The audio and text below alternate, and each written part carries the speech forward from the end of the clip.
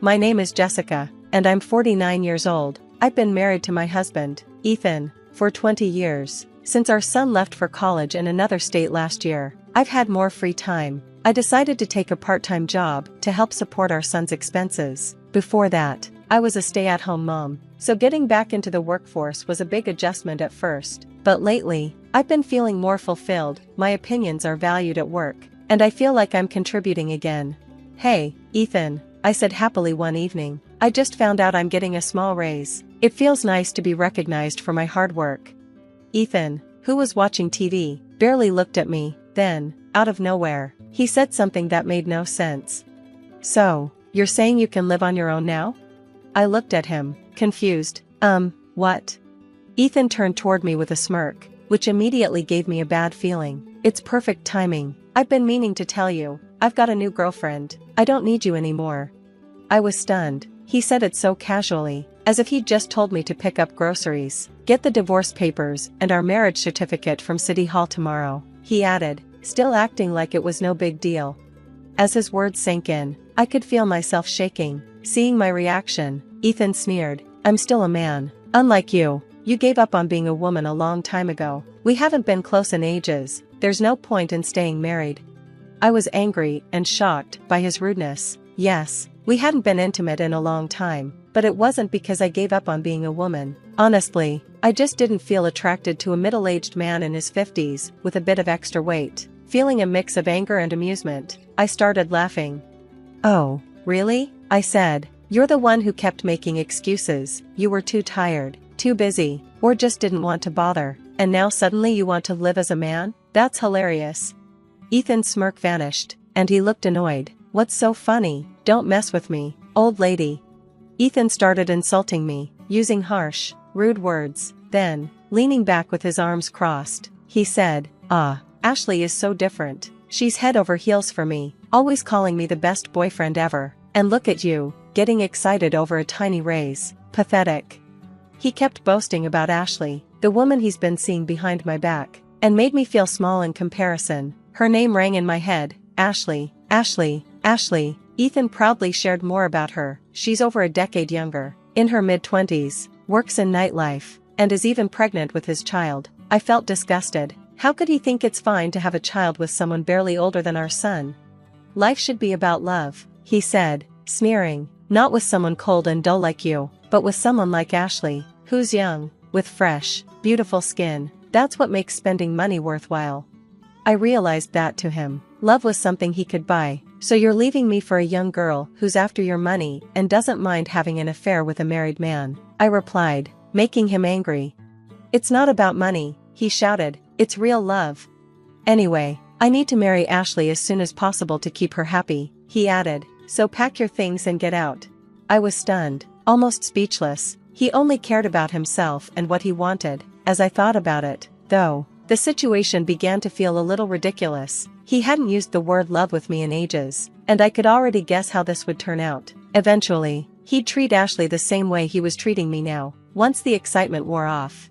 Really, you're pathetic, Ethan sneered. I should have seen this before we got married. Looking back, I did all the housework and childcare on my own, while my husband never helped. All he did was criticize me, telling me what I was doing wrong, even though back then, it was just expected that I'd do it all. He never even showed appreciation, let alone love. And now, after all my hard work, he's tossing me aside for a younger woman.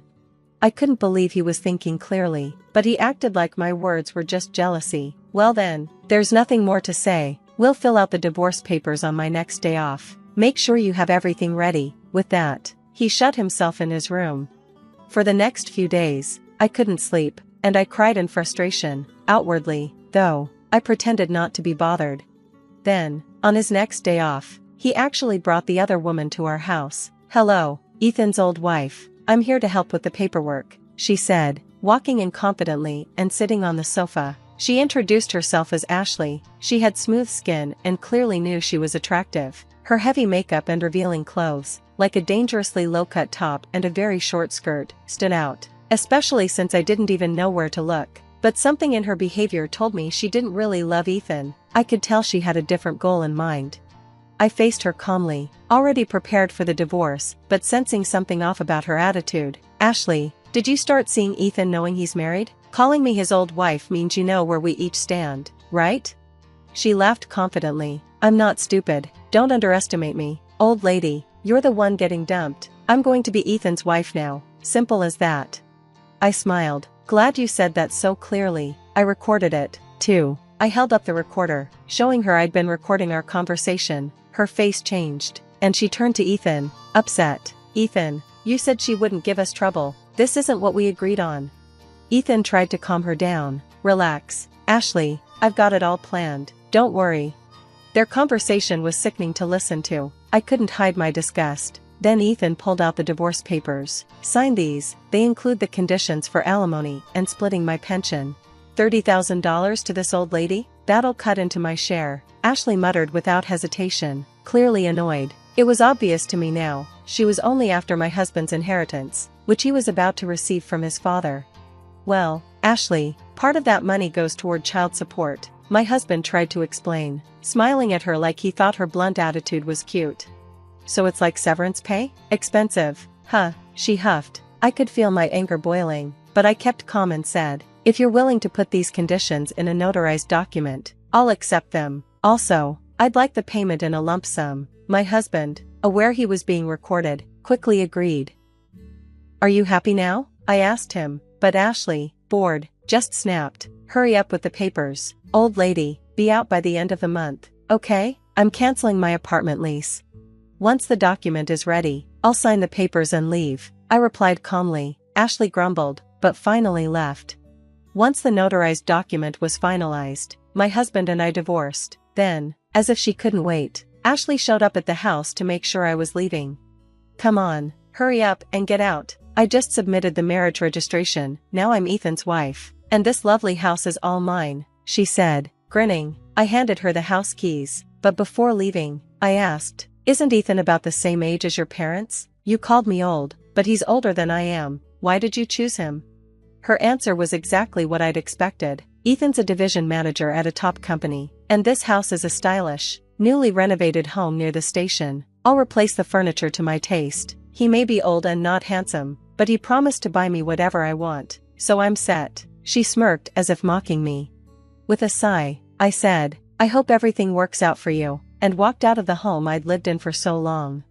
I moved to a dorm at a university, where I'd just been hired as a live-in dormitory manager, a rare role these days. Before that, I'd been working part-time at a company cafeteria. When I explained my situation and my wish to start a new life far away, my boss, who valued my work, helped me find an opportunity. A job had just opened up at a university dormitory due to an employee's retirement, and I gratefully accepted it. I was glad to have my nutritionist certification, which helped me get the position. The rent and utilities were really cheap, although I didn't have much free time to go out. It was a comfortable and enjoyable workplace. About 3 months into my new life, I got an unexpected phone call from my ex-husband. Mom isn't doing well. Can you help take care of her? He asked. I couldn't believe it. We're strangers now, I replied. Your new wife should be taking care of her. He tried to explain, saying, Ashley's pregnant, and my mom has dementia. She throws things, so it's dangerous. So, it's okay if she throws things at me? I thought. His request was absurd, and I flatly refused. Don't call me again. We have nothing to do with each other, I said firmly. Although my mother-in-law and I had been family for 20 years, we'd never been close. I'd just started living on my own, and I didn't have the time or resources to care for her. But my ex-husband didn't give up. Somehow, he found out where I lived and showed up with Ashley. If you won't help, at least return the money we paid you as consolation, he demanded. What a ridiculous request. I stood my ground. I don't owe you anything, and I'm not giving it back, I told him firmly.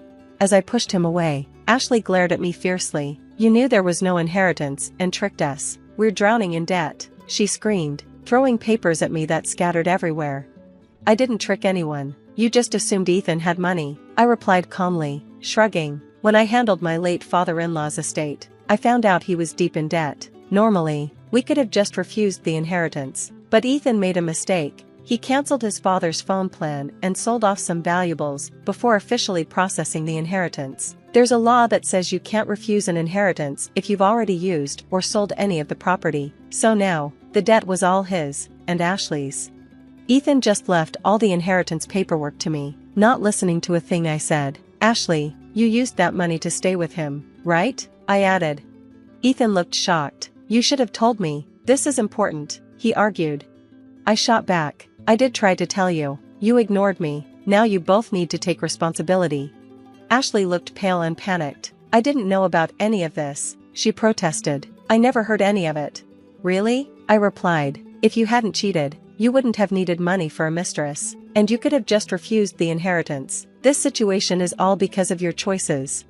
Ethan groaned and backed away. I turned to Ashley. You knew he was married. You pursued him for his money, had his child, and even pushed me out. This is the life you wanted, isn't it? If I knew this would happen, I wouldn't have wanted this old man at all, she snapped.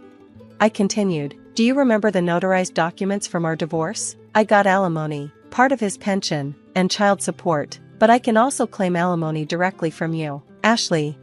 What? $230,000 isn't enough for you? You're so greedy, she yelled, furious.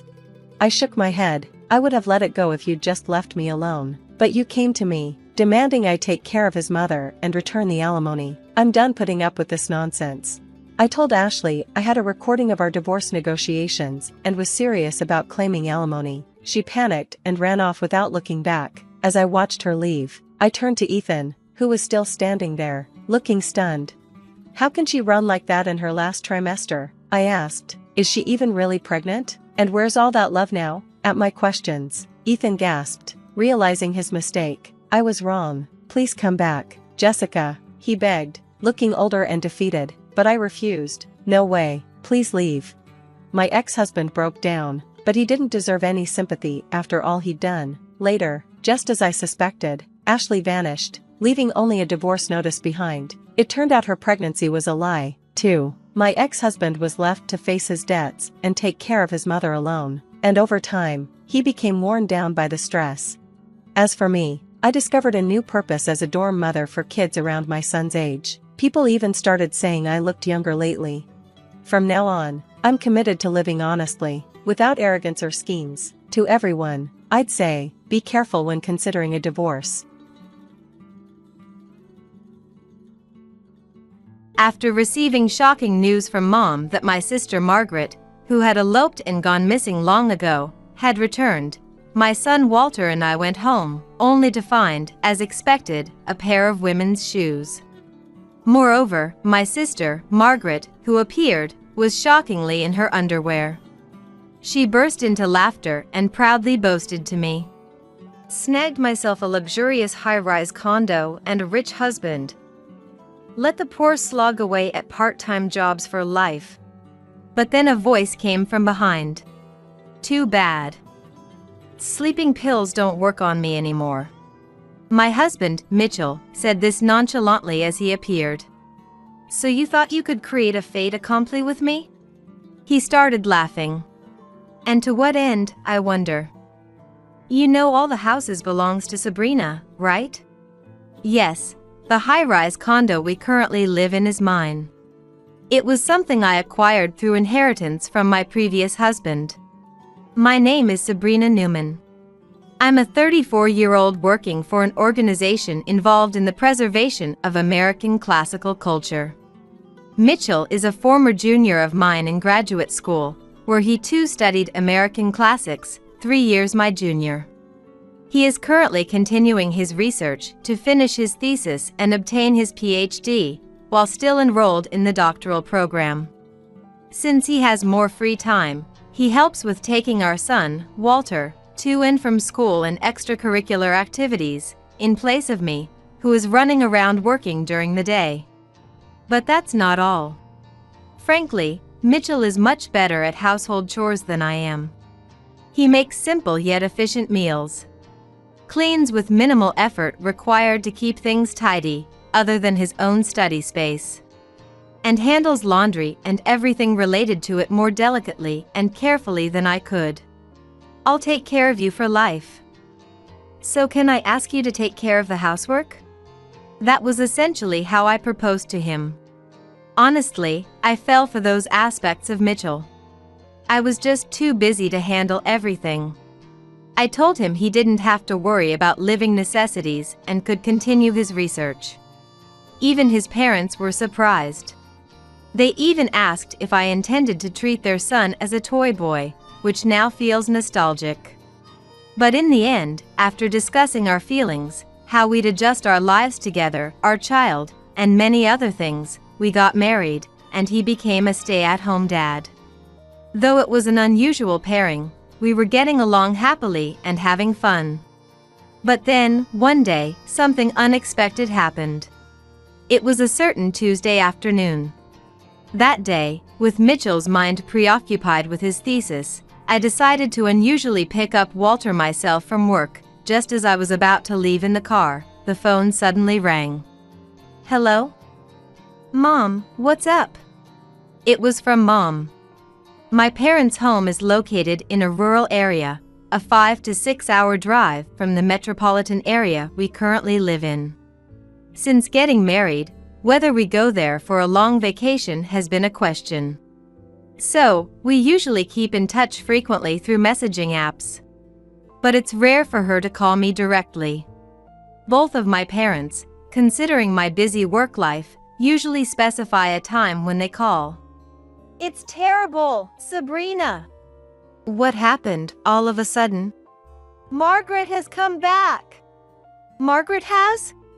Margaret is my sister, 2 years younger than me. However, I haven't seen her for over 10 years. She ran away from home at the age of 18. Apparently, her partner's company went bankrupt. Bankrupt? Yes.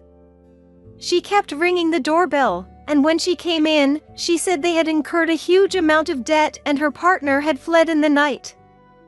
To avoid debt collectors coming after her too, she had someone else sign for her and filed for divorce. Without realizing it, I let out a sigh. And now? I told her she couldn't stay, but she showed up anyway, and she even left her daughter with us. What? She left her behind? Yes. The girl was so small, I asked her age and was really surprised. So, what surprised you? Well, when she arrived, I thought she was still in kindergarten. But turns out, she's just 1 year younger than Walt. What? A year younger than Walter, who's 9? If that's the case, she should be in her 2nd year of elementary school. Yet, to look like a kindergartner. Hey Mom, is she really that small? She's not only small, but also extremely thin. Her skin is rough, and she has cuts and bruises. I've given her some snacks and let her take a shower, but she seems very uncomfortable. The voice of Mom speaking sounded like she was holding back tears, as if she might break down at any moment. But this had to be asked. Mom, you wouldn't kick her out, would you? What are you saying? Of course not. No matter how terrible Margaret may be as a parent, this child is our granddaughter.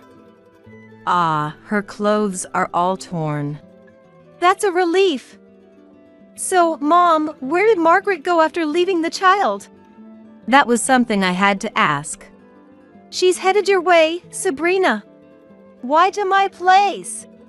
Apparently, before coming to us, she had gone to see some old acquaintances. And somehow, she was told that you married a rich man. I instinctively placed my hand on my forehead. Whoever it is, giving partial information can cause trouble. Did that person give her our address? No, but it seems she got your work-related SNS account. Work-related, huh? Can't be helped. My job sometimes requires a certain degree of publicity through SNS. So, Kevin is hurrying over to your house right now. Dad is? So please, hold on until he gets there. Wait, Mom, when did Margaret leave there? Before I could get a response, Mom hung up. It's just past 3 p.m. now. Picking up Walter from school and then taking him to his extracurricular activities, waiting for him to finish, and then doing some shopping.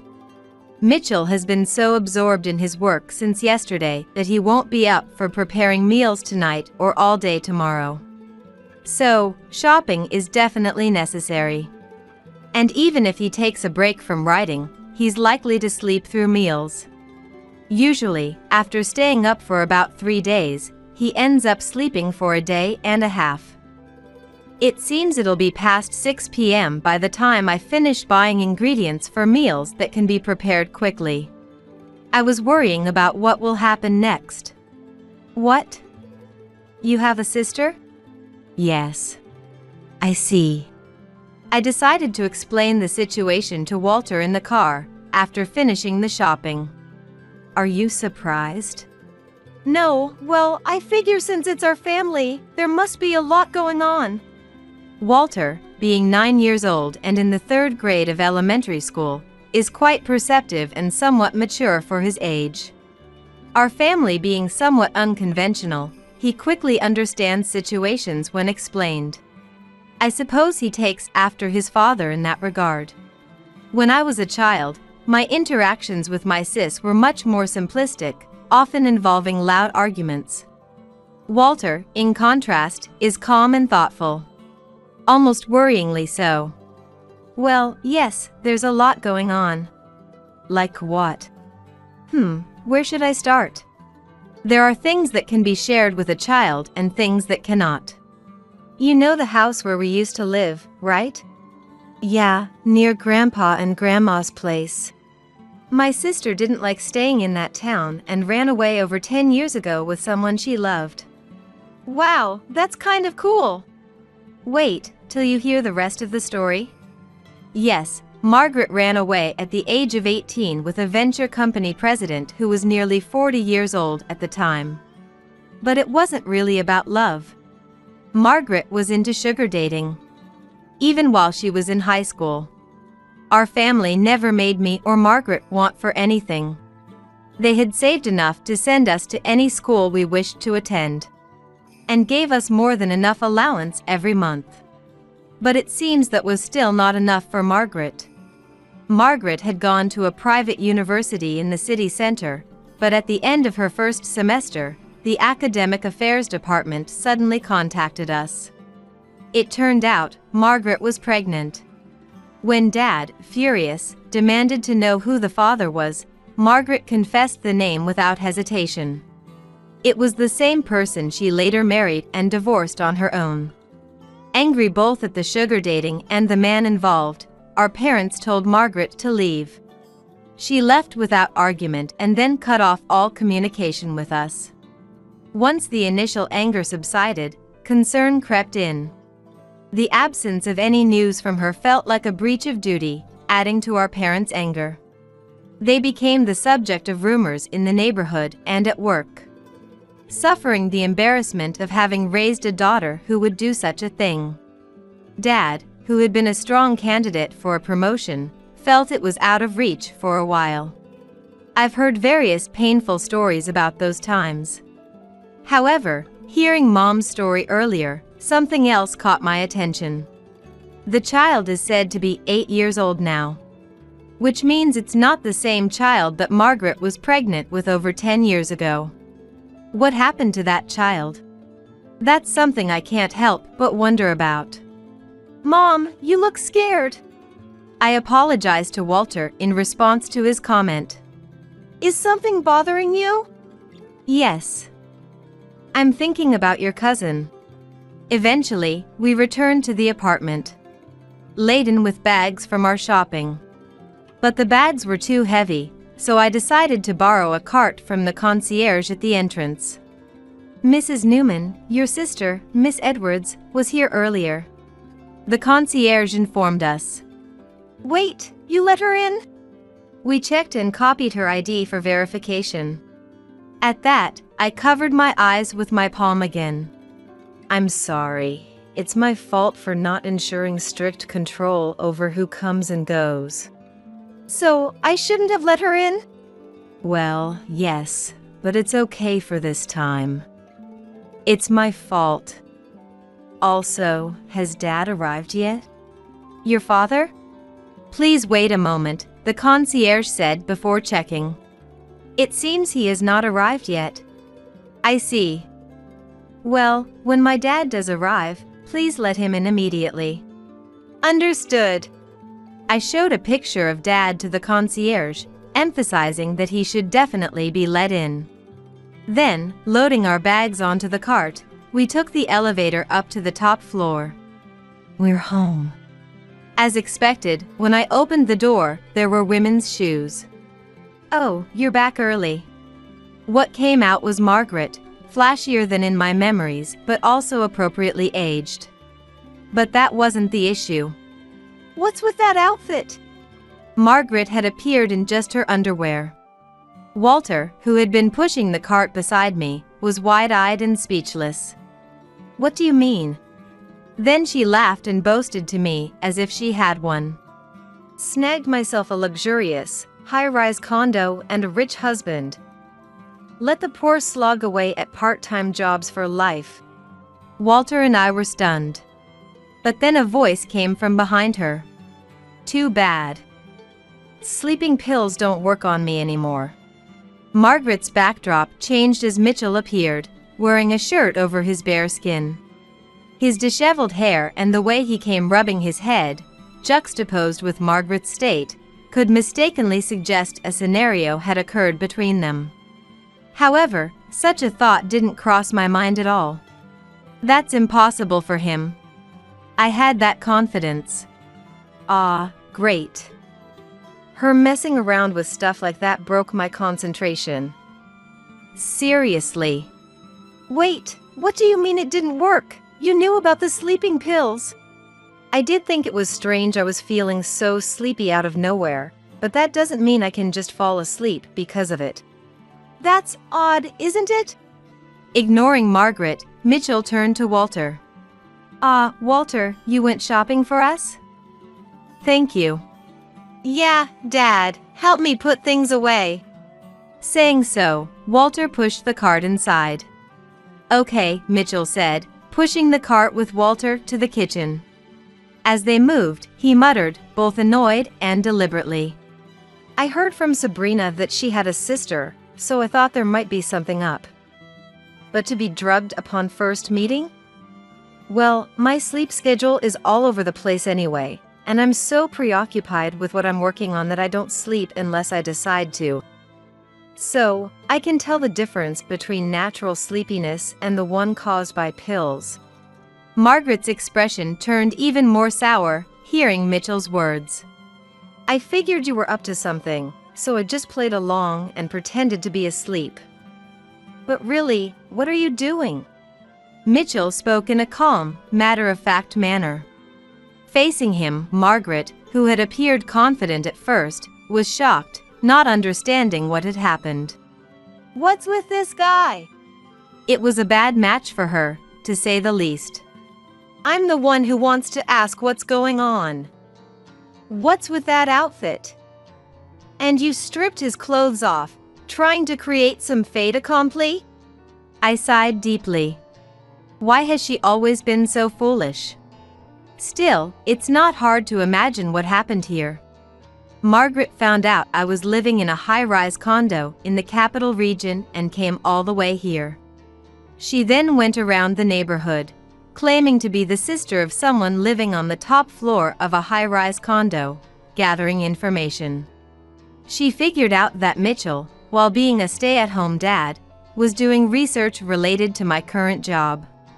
She must have assumed Mitchell would be home alone and targeted a time when I was out. From Mitchell's perspective, after being persistently buzzed, he finally noticed the intercom to see a woman claiming to be my sister. At that point, he was still half in his research, not fully back to reality.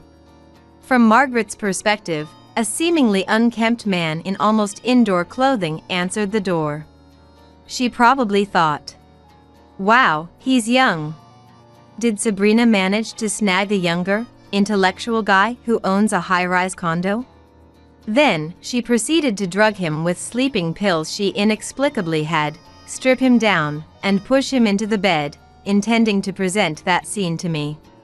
But Margaret doesn't know Mitchell.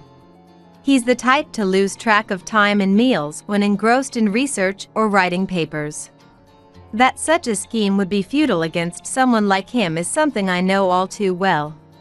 What? She wanted to create a fait accompli between us. Mitchell's voice grew louder, and he burst into laughter, holding his stomach. What would that even accomplish? The house is all Sabrina's, you know? Yeah, what's this old woman talking about? What did this kid say? Well, he is my son, after all. Yours? He's pretty big for that. This guy's still in his 20s, right? Well, he's from my previous marriage. What? Remarried? So the marriage to a wealthy man. You wouldn't know, having been on the run all this time. Saying this, I finally entered my own home. As I took off my coat and placed my bag down, Mitchell made some tea, saying good job to me. Glancing around, I noticed a half-opened bag carelessly placed on the living room table. The room, clean except for my study, seemed oddly disordered just because of that bag. It was unsettling. I wanted to tidy it up immediately. What? You're not going to offer me even a cup of tea? Margaret stared at me resentfully as I enjoyed my tea. I don't feel like offering anything to someone who puts sleeping pills in drinks. Ugh. More importantly, how long do you plan on staying in that outfit? I don't want a seductress wandering around my home. First explain why you, of all people, own this high-rise condo. Why can Margaret never keep up with a conversation? Well, I suppose I'll have to explain, or she won't understand. Look, when my previous husband passed away leaving his child behind, he left us a considerable fortune. That's how I bought this place. Paid in full, not on a mortgage.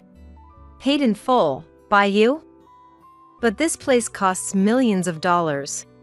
Well, it's still just 1/100th of the real estate I own now. Margaret was at a loss for words. Indeed, the top floor of this high-rise condo is entirely mine. But that's not all. I now own numerous properties and have a net worth of $200 million. Managing my passive income allows for a comfortable lifestyle, and I serve as an advisor to an organization involved in the preservation of American classical culture. Part of it for tax purposes and partly for Mitchell. My busy daily work is in my role as a director of this organization. And I occasionally receive reports on land matters. When I explained, "You own what?" "Yes, I do. You probably don't know, Margaret, but I got married right after graduating from college. Though you probably don't even know why that happened." "What do you mean?" "Because of the huge mess you made, Dad's reputation at his company plummeted, and things got very difficult. I was already an adult. What I did was my own business." You weren't of age at that time, though. Having a daughter who's been sugar dating since high school made people think we were incapable of proper parenting. Mom felt ashamed for a while. Then, I happened to get a marriage proposal. From the Anderson family. The Anderson family? Yes, the so-called lords of our local area, that family. What? You married into that noble family? I sighed. Then Mitchell. Let's go over there for a bit. Took Walter aside, saying so. Walter, understanding it was an adult conversation, complied. So what? You married into that family? Yes, but not to the person you're thinking of. I married the elder brother, the next in line. That bedridden, good-for-nothing, considered the family's burden by the Andersons? Yes, him. Indeed, my ex-husband was described that way. He has been weak since birth, has hardly ever gone to school, and was always in the presence of a doctor. That's why he was said to be the baggage of that famous family. But that was merely the external perspective. His parents and the brother-in-law, the heir, did not think of him that way. Everyone loved him, a man without desires, for his kindness. It was he who, having happened to see me during one of my hospital visits, fell for me. The Anderson family themselves came to our home to request my hand in marriage for their son, who had never asked for anything else before, bowing their heads to me, who was more than a decade younger. To slightly ease my parents' social standing, I married at the age of 22. My ex-husband passed away while Walter was still in my womb. Even this pregnancy was through artificial insemination. He simply didn't have the strength to father a child naturally. It was my parents-in-law wish to have a grandchild if possible. And for the sake of my kind ex-husband, I agreed. He was able to watch my belly grow but passed away without seeing his child's face, leaving only a name behind. After becoming a young widow, my in-laws thanked me for everything and, following his will, left me his inheritance. However, some relatives eyed the considerable inheritance that suddenly came to me like hyenas. Therefore, when Walter was about to enter kindergarten, I moved to a secure high-rise condo in the city center. After further explaining this, Margaret reacted. Yeah, right. She shook her head and hands, exclaiming, You expect me to believe such a stroke of luck story? Her face was filled with utter disbelief as she shouted at me. Well, it's your choice to believe it or not. Then what about that man now? You got such an inheritance and you're allowed to remarry. I was allowed. Though, I didn't really need permission. Still, I consulted them out of guilt for such wonderful in-laws. They said they were sorry that I had to spend the best years of my youth caring for an ill person and going through a pregnancy via artificial insemination. That's more than enough with such an inheritance. They said time and life cannot be bought with money. My kind in-laws, who had lost their beloved son to illness, understood these two values very well. Likely because they were wealthy. After moving to the city, my life differed from when I was with my in-laws. I was exhausted from single-handedly raising a child. That's when I reunited with Mitchell, a junior from my college days who had admired me. He became a great help to me, overwhelmed as I was. Gradually, Walter grew attached to him, and I began to think it would be nice if Mitchell stayed with us, leading me to propose. My in-laws described Mitchell as harmless and seemingly uninterested in anything but his studies. Their support, rather than opposition, to our marriage might also have served as a deterrent to relatives who were keen on pushing their candidates for remarriage onto me, thinking they could control the inheritance. So, you get to have all the good fortune. Just as Margaret began to speak, my mobile phone rang. The call at this time meant, ah. I switched the phone to speaker mode after answering. Hello, Sabrina. I hadn't heard back from you for a while. Are you okay? Margaret groaned on the spot. Mom, I'm fine, really. Good to hear. By the way, I just heard a noise like a frog being squashed. Is Margaret there by any chance? Yes, she is. I looked at Margaret with a full smile. Mom? How did you know I'm here? You've always been the type to forget what you said after just taking 3 steps. Didn't you tell me you were going to Sabrina's? That's awful. How can you treat your daughters so differently? Margaret shouted angrily at the mobile phone. What? Do you think you're in any position to say that? After you left, it was Sabrina marrying into the Anderson family that saved us from the mess you made. Kevin had a decent position in the company, which only made the rumors worse. That was all cleared up in just 2 years, thanks to Sabrina. The Andersons pulled some strings for us, saving our neighborhood, relatives, and Kevin's colleagues who admire him. You were about to ruin all of Kevin's hard work and progress in the most important company in our town. That's not my problem. I didn't ask him to be successful. But it's thanks to that success we could attend a private university in the city center. Yes, so? That doesn't give you the right to be self-righteous. Maybe so. But, Margaret, what happened to the child you were carrying back then? With a chilling tone, Mom asked Margaret a piercing question. What? You ran away with your partner because you were pregnant. So, what happened to that child? He took the child with him. I managed to get in touch with that person of yours. Margaret moaned. Impossible! Through Mr. Anderson's connections, when I was looking for where you guys were, I managed to get a hold of your mobile phone number. Mom said this in a way that felt like she was cornering her. The person said, "I'm sorry for running away, and I'm grateful she agreed to the divorce." It seems, though his talent for making money was mediocre, he was a better person than you. He said he couldn't say where, but he's found a job far away and intend to pay off his debts. All by himself. By himself? I questioned Mom. Yes, by himself. You can imagine what that means, can't you, Sabrina?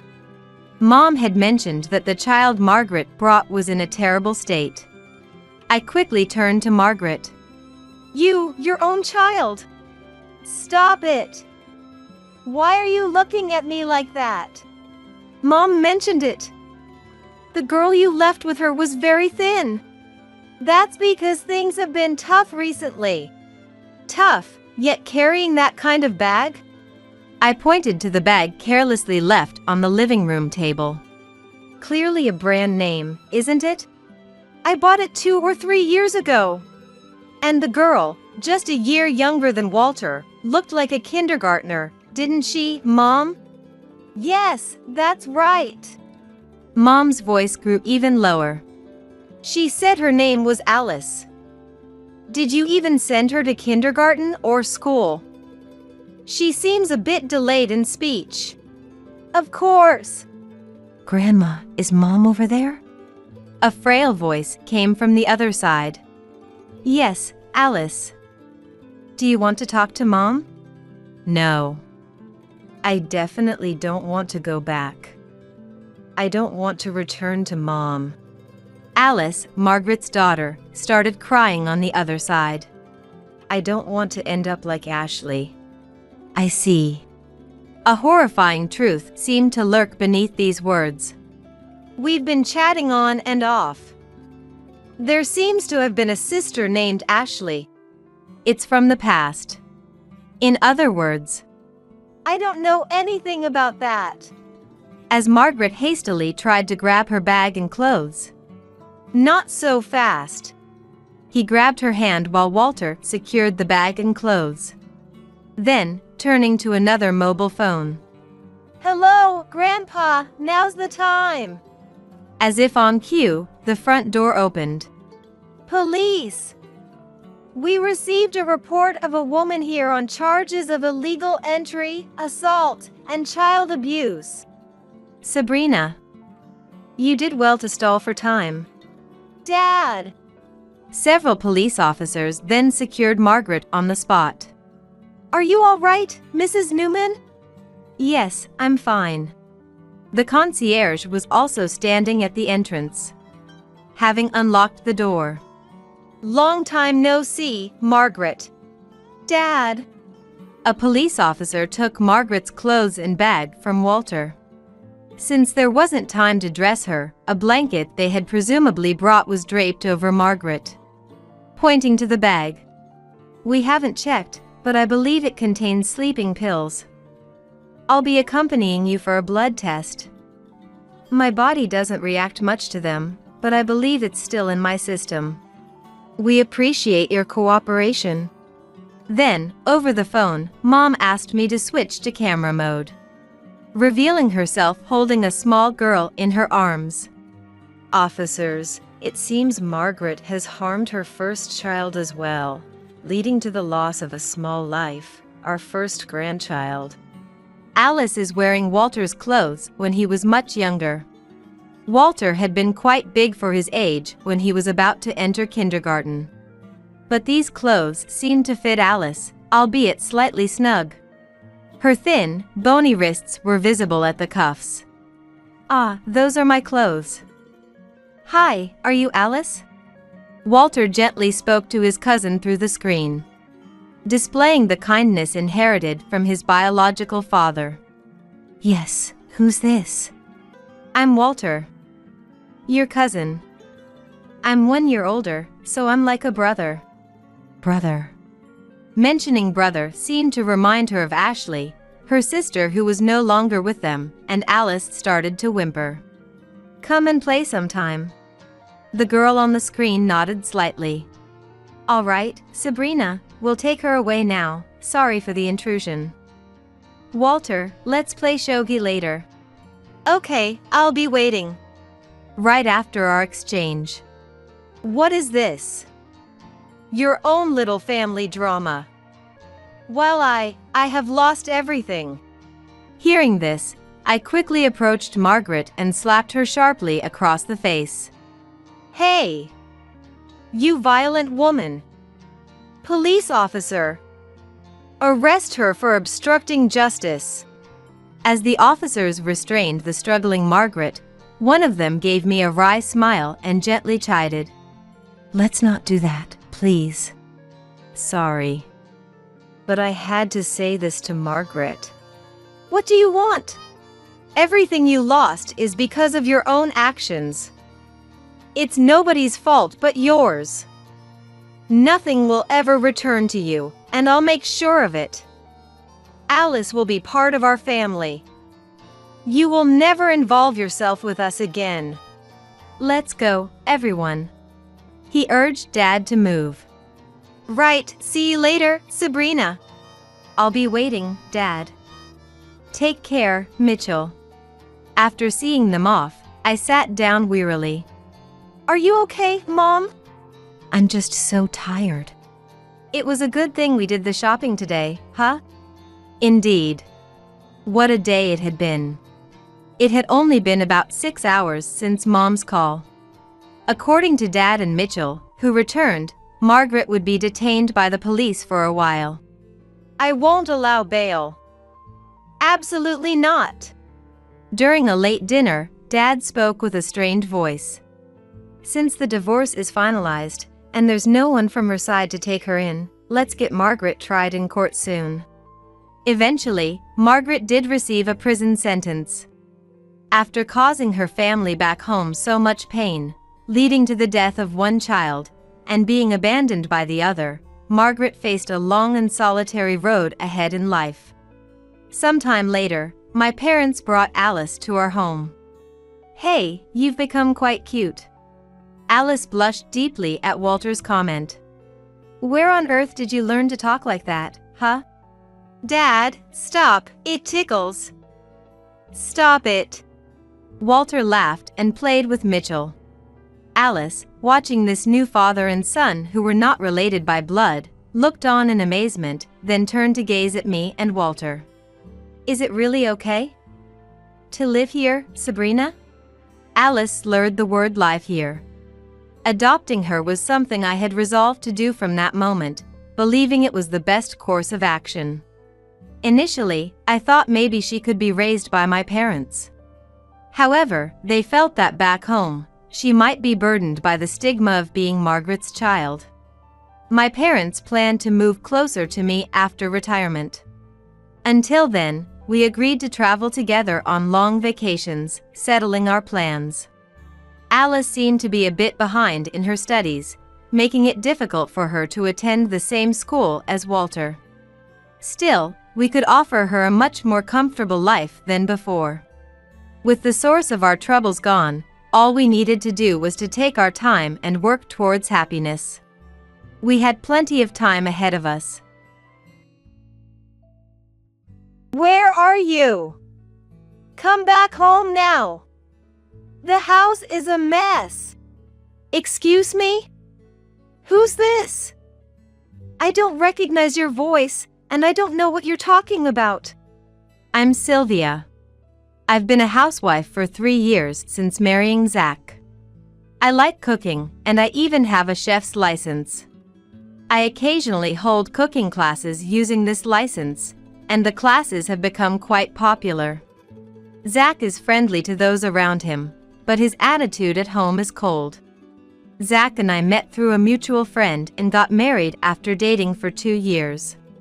Both our families and friends congratulated us, and we were able to have a very memorable wedding. However, since getting married, Zach has become more distant with me, and he would make horrible remarks, leaving me distressed. What do you want for dinner tonight? Anything's fine. After breakfast, Zach gave a curt reply and headed to the entrance with his bag. I see. Oh, are you going to work now? Have a good day. Even when I saw him off at the entrance, he would leave without turning back. Did I do something wrong? I would always think about this while cleaning up after breakfast, but time would pass by without an answer. I would finish most of the housework in the morning and start preparing for the cooking class in the afternoon. Holding a cooking class using my qualifications is one of my hobbies, and all the students are lovely people. Today's menu is homemade cheesecake, and I'm planning to make several variations like pistachio and chocolate. Ah, I forgot to buy it. I still have time to go shopping if I leave now. I quickly got ready and headed out for some last-minute shopping. At the grocery store, I ran into one of my students. Ah, Sylvia, hello. Are you here for today's shopping? This woman, Tess, is a young woman who recently joined my cooking class. But perhaps because of her friendly nature, she's adored by the other students like a younger sister. Hello. Yes, I forgot to buy something and rushed here. Is that so? Let me help you. Would it be all right if I come over to your place with you after this? Thank you. Yes, let's go back home together. Awesome! Tess and I finished our shopping and went back home. Afterward, she helped me with the preparations, and we waited for the other students to arrive. In the meantime, we chatted about trivial things, and I even gave her advice on her love life. My boyfriend is older than me, and we've been dating for over a year, but he's never taken me to his place. I was feeling insecure, but there was no point in doubting him, so I decided to wait for him to invite me. I realized worrying is a waste of time. I understand. I've had my own worries about Zach, but thinking about it doesn't lead to any conclusions, and I'd rather not dwell on it. Right? It feels more beneficial to do something enjoyable in the meantime. Indeed. Thank you. I've been a bit troubled lately, but talking to you has cheered me up. Sighing, I said this, and Tess looked worried for a moment, but then smiled and cheered me up. Meanwhile, the students arrived one by one, and once everyone was there, we started the cooking class. I'm home. That evening, while I was preparing dinner, I noticed Zach had come back and went to the entrance to greet him. Welcome home. Dinner's ready. Okay. He muttered and went to the bathroom loosening his tie. Not this again. I sighed, but remembering my conversation with Tess, I cheered myself up, telling myself that everything was okay. If you're going to shower, I'll bring you a change of clothes. Please put your laundry in the basket. I know that without you telling me. Leave me alone. All right, sorry. Are we stuck in a rut? His response that he gave me without even looking me in the eye still made me feel lonely. During the meal, we were silent, and he was always looking at the TV or his phone. How's work been going? Is everything good? Yes. I made cheesecake in today's cooking class. Want some after dinner? No. By the way, I was thinking of looking at some furniture this weekend. Want to come with me? I have work. Lately, our mealtime conversations have been like this, lacking any spark. Seeing as we were sitting at the same table, I wish we could have even trivial conversations. The lack of conversation makes it harder to understand Zach's thoughts, adding to my anxiety. About the next cooking class. As I began to say, Zach slammed his fork down. Hey, you're so noisy that I can't hear the TV. Are you trying to annoy me on purpose? His clearly irritable remark made me a bit nervous. Who do you think allows you to run a cooking class when you're only good for housework? I'm tired from work and just want some peace at home, so can't you keep quiet? I was shocked by the words he said as he was glaring at me, but I chose to stay silent to avoid provoking him any further. It was even more hurtful to me that he was glaring at me the first moment our eyes met today. Good. Don't talk to me. After that, we had our meal in silence. I couldn't enjoy the dishes that I had taken time to prepare, and time seemed to drag on. A month later, Zach had stopped speaking altogether. He even stopped saying good morning. And he ignored me when I spoke to him. At this point, I desperately wanted to know the reason, but was too scared to ask. Good morning. Breakfast is ready. I kept talking to Zach even though I knew I'd be ignored. Maybe he was stressed from something at work. Perhaps he was just lashing out at me because of that stress. I desperately wanted to think positively, hoping maybe this was his way of showing his dependency on me. Otherwise, I felt like my heart would break. I had cooking class today, but I burnt some food. So I had to remake it. Oh, by the way, our neighbor had her baby safely. I was thinking of getting her a gift soon. Any ideas what would be good? Should we get some new dress shirts soon? One of them got ruined the other day. Zach's silence had now lasted over 2 months. I was forgetting what his voice sounded like. My heart had already broken. I was starting to wonder if we could even continue as a married couple. But making decisions was difficult without knowing the cause of Zach's current state, leaving me with nothing but loneliness and anxiety about our future. Then, I fell ill and had to go to the hospital. I thought it was just a cold, but the test results came back and they were bad. I was told I needed further examination. They say illness starts with the mind, but could this be it? You'll need to stay here a few days for more tests, so please get your things ready and come back again. All right. I received the test results and pondered how to tell Zach. I hoped the detailed examination would turn out fine, but if they find something. My stress only grew on top of an already anxious daily life. Welcome back. There's something I need to tell you.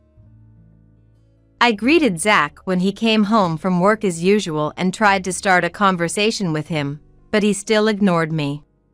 But I continued anyway. I've been feeling unwell and went to the hospital. It turns out I need to go through more detailed tests.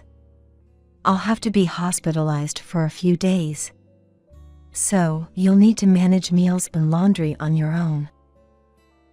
Zach's expression did not change even when I talked about my health, and it was clear that he had not stopped what he was doing or showed any signs of being upset. So, you're ignoring this too? Well, anyway, good luck with that. I realized that he truly didn't care about me. I had hoped that talking about my health might make him a bit worried, but I was naive. But there was no time to feel sad. Surprisingly, there was a lot to do. Unlike Zach, my students were all worried about me, and their words were so comforting that I couldn't help but shed some tears. Afterward, I went in for my scheduled hospital tests, which unfortunately came back with bad results. I was told surgery was necessary and was given a consent form. Please have your husband sign this. The doctor's words felt like a stab in the heart. I was sure he wouldn't even listen, let alone sign this paper. When I asked what to do if Zach couldn't sign it, the doctor said, "Oh, is your husband away on a business trip? Then your parents can sign it instead." Hearing that, I decided to ask my parents to sign it if Zach refused. When I returned home after a few days, no housework had been done, the laundry and dishes were piled up. Even the trash from ready-made meals hadn't been taken out. I had suspected as much. Then, as usual, Zach returned home silently and sat down at the table set with dinner. I was nervous. "Welcome back. I was discharged from the hospital today. It must have been tough while I was away, right? I'm sorry. So, I need to have surgery, and your signature is required on the consent form. Could you sign it, please? After we finish eating and I clear the table, I'll leave it here for you." As expected, he kept ignoring me. Feeling frustrated that there was not the slightest sign of concern when he heard about his own wife needing surgery, I decided to take the plunge and ask him why he was behaving like this. "Why are you ignoring me? Did I do something wrong? It's been about 3 months, hasn't it? Please, just tell me why." Perhaps my emotional outburst was too much, because Zach stood up from his meal halfway through and left the room. Why? I collapsed, crying alone. I didn't know what to do anymore. Can we even say that we are a married couple in a situation like this? I couldn't bear such painful circumstances any longer. Maybe I needed to change myself. I tried to reboot my mind, fill it with positive thoughts, and went to sleep. Since the consent form for the surgery needed to be signed, I headed to my parents' house the next day. Zach hadn't signed the consent form I had left on the table. I wasn't expecting much anyway, so I got ready and left the house without any more sadness. Upon reaching my parents' place, they welcomed me with smiles on their faces. Seeing their smiles made me burst into tears, and they hurried to comfort me, patting my back. "What happened?" They asked out of concern, so I decided to tell them about my situation. After hearing my story, my parents were outraged. My father said with a stern expression, "Get a divorce and come back home right now." But without knowing the reason, I was unsure how to proceed. My parents then suggested, "Why not hire a detective agency?" Even if I had no reason to suspect an affair, knowing how he spends his time outside might provide a clue as to why Zach was ignoring me. I accepted my parents' suggestion and decided to have a private detective investigate Zach's activities. The agency agreed to conduct the investigation during my surgery and hospitalization, and they would inform me of the results once my condition stabilized. They were very cooperative and ready to start immediately. Consulting with my parents and the detective agency made me feel a bit relieved from the anxiety I was bearing. My parents, who signed the consent form, also accompanied me to the hospital on the day of my surgery and waited outside the operating room the entire time. Thanks to them, I was able to undergo the surgery with peace of mind. The surgery was successful, and I had no problems with my recovery. When my condition stabilized, I contacted the detective agency, and they told me they were ready to report the results. I decided to hear the report in the hospital with my parents present. "We found that your husband is having an affair." Hearing those words made my heart race. I started to tremble slightly. My mother said, "You don't have to force yourself to hear this." But I insisted I wanted to know the details. "You have your condition to worry about, so if you would like us to stop at any point, please let us know. For now, we'll continue. The woman is a staff member at the cafe on the first floor of your husband's company building. They met there and seemed to have lunch together almost every day. They would often meet after work and then head to a hotel. we were able to obtain evidence quickly. Their relationship has been rumored within your husband's workplace for over a year now. Over a year? We've only been married for 3 years. So he started having an affair less than 2 years into our marriage? It seems so. When did you first notice a change in your husband's attitude? Upon being asked by the detective, I realized that indeed, Zach became colder a year after our marriage.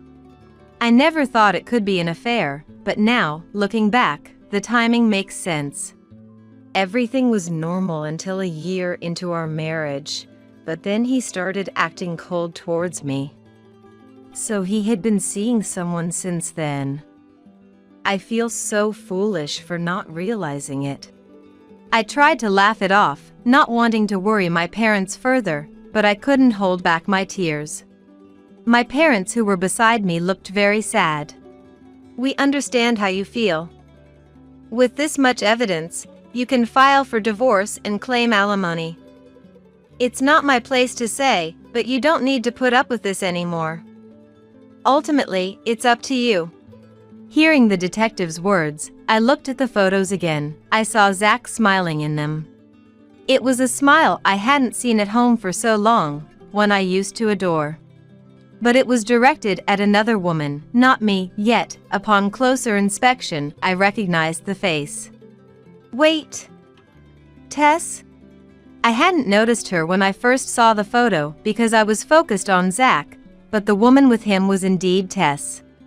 You've got to be kidding. Wait, you know this woman? Yes.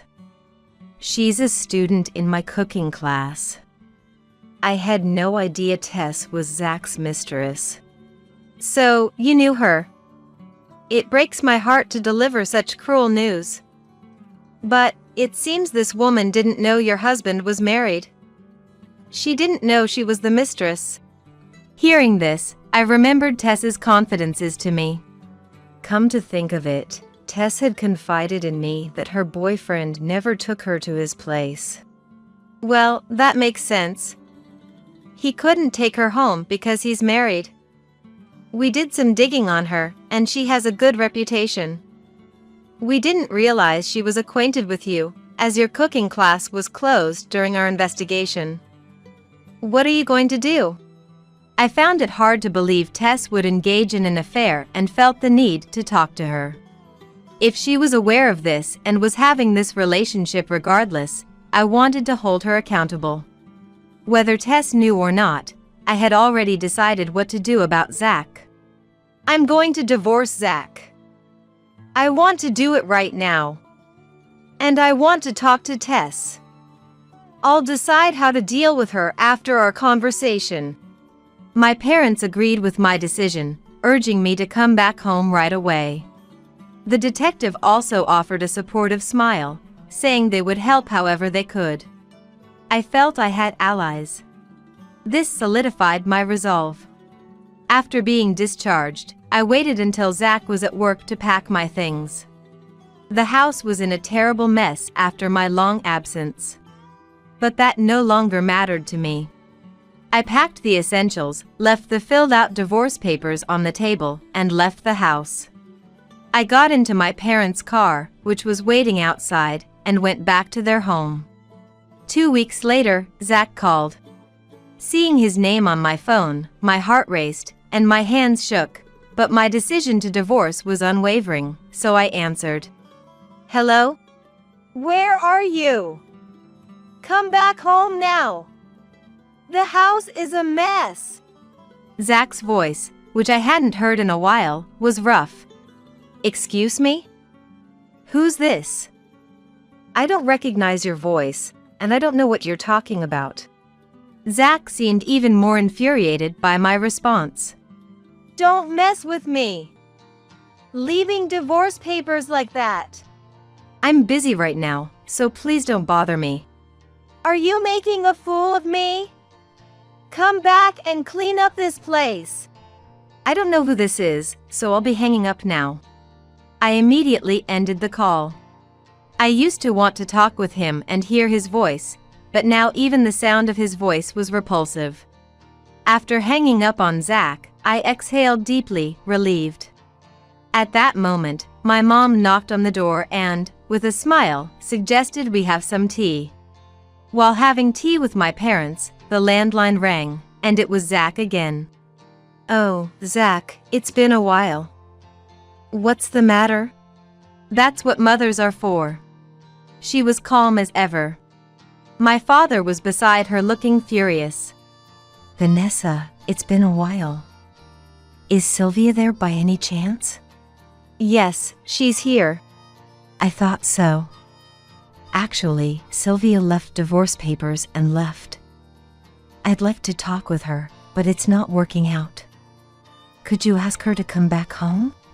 Yes, I know about the divorce papers. Could you sign them and submit them?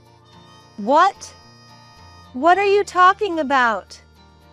I don't want a divorce. And Sylvia is the one at fault here.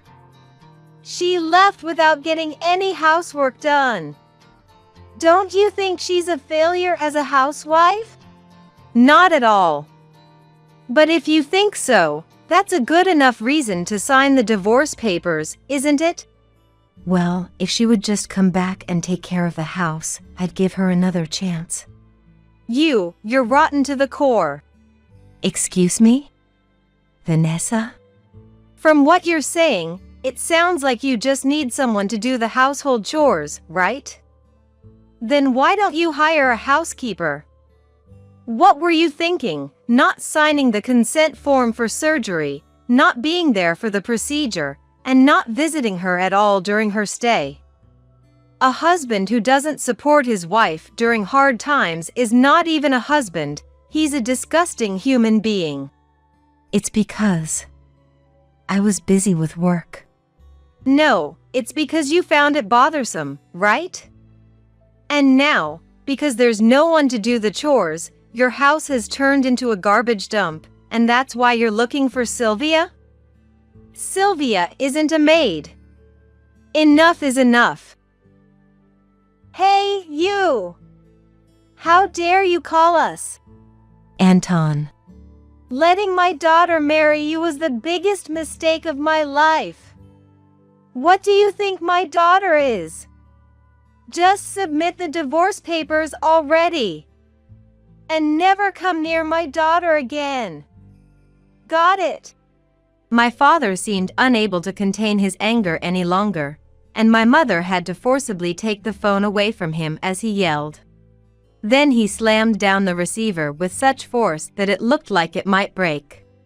Anton! You're going to break the phone! Oh, sorry. I got carried away. Watching my parents' interaction, I couldn't help but laugh. After that, Zach called many times. Just seeing his name on the phone display made me sick. Hello? It's me. When are you coming back? He must have forgotten the conversation with my parents. Zach was contacting me like nothing had happened. Excuse me, who is this? Stop playing around. I'm trying to reach out to you here. Didn't you want to talk to me? The Zach whom I know seems to have lost his ability to speak, so I don't recognize your voice. Besides, I have no interest in talking to such a person anyway. Playing hard to get, huh? I'll talk if you come back now. Hurry up and take care of this place. These words made me understand it again. That Zach was indeed looking down on me. I was seen as a mere housekeeper, not his wife. No need to talk, then you. Enough already. How much more trouble do you want to cause? Keep up this lazy attitude, and I'll really divorce you. You depend on me too much to get by without me. I'm glad to hear you're willing to agree to the divorce. I realized I couldn't harbor any affection for Zach anymore. I just wanted the divorce to be finalized as soon as possible. What? Have you finally lost your mind? You can't live without me. I wondered why I ever married such a person. I couldn't even remember what I used to like about him. You were better when you were silent. If all you can do is say such things, maybe it's best if your mouth gets sewn shut. Goodbye. I wished he would just be indifferent and sign the divorce papers already. It seemed like this troublesome situation would continue a bit longer. And today, I was supposed to talk to Tess. This matter was also important. I got ready and headed to the meeting place with Tess. Sylvia! Seeing me, Tess waved with a smile. It didn't seem like she knew about the situation. Sorry to keep you waiting. It's been a while. Yes, it's been a while. I'm so happy to see you. How have you been? Are you okay? Tess, whom I hadn't seen since the last cooking class, was concerned about my health. Thank you. Things have settled down now. Though I still need to go for regular checkups. That's good to hear. But don't let your guard down, okay? So, you mentioned you wanted to talk today. What's up? We entered a cafe and ordered drinks. And then I got to the main topic. So, Tess, you talked to me about your boyfriend before, right? His name isn't Zach, is it? When I asked, Tess looked surprised. Yes. You know Zach? That's a surprise. Tess's eyes widened. Know him? He's my husband. When I said that, Tess froze. An uncomfortable silence followed, and I could see Tess's hand trembling slightly as she held her drink. What? Husband? Zach is? What? Sylvia's? Tess seemed confused. From her reaction, it was clear she had no idea. So you really didn't know? I only recently found out that Zach was having an affair too. Tess's face turned increasingly pale hearing the word affair. Affair? I was having an affair. But it might just be someone with the same name, not the same person. I placed a photo in front of Tess. Tess hesitantly took it, and upon seeing the photo, she started crying. I was deceived. This is the worst. Sylvia. I'm sorry. I didn't know. I didn't feel anger towards Tess, who burst into tears. Instead, my anger towards Zach was about to explode. It's okay, Tess. You didn't know anything, and I don't blame you. I didn't want to hurt you, but I thought we needed to clear things up. I'm sorry. I apologized while comforting Tess, who was sobbing. I knew it would hurt her. But if she had known the truth and acted indifferently, I would have wanted to blame her. I'm thinking of getting a divorce. What about you? I'll break up with him too. This cleared up my suspicions. Sylvia, I'm sorry even though I had no idea. You must have been hurt so badly. I'm really sorry. Seeing Tess crying as she apologized, I started to shed tears too. After a while, Tess calmed down, and we decided to talk about the future. I'm planning to file for divorce and claim alimony from Zach. Don't worry, I won't ask for any compensation from you. Sylvia. Thank you. Even though I'm in a position where I should be taking responsibility too.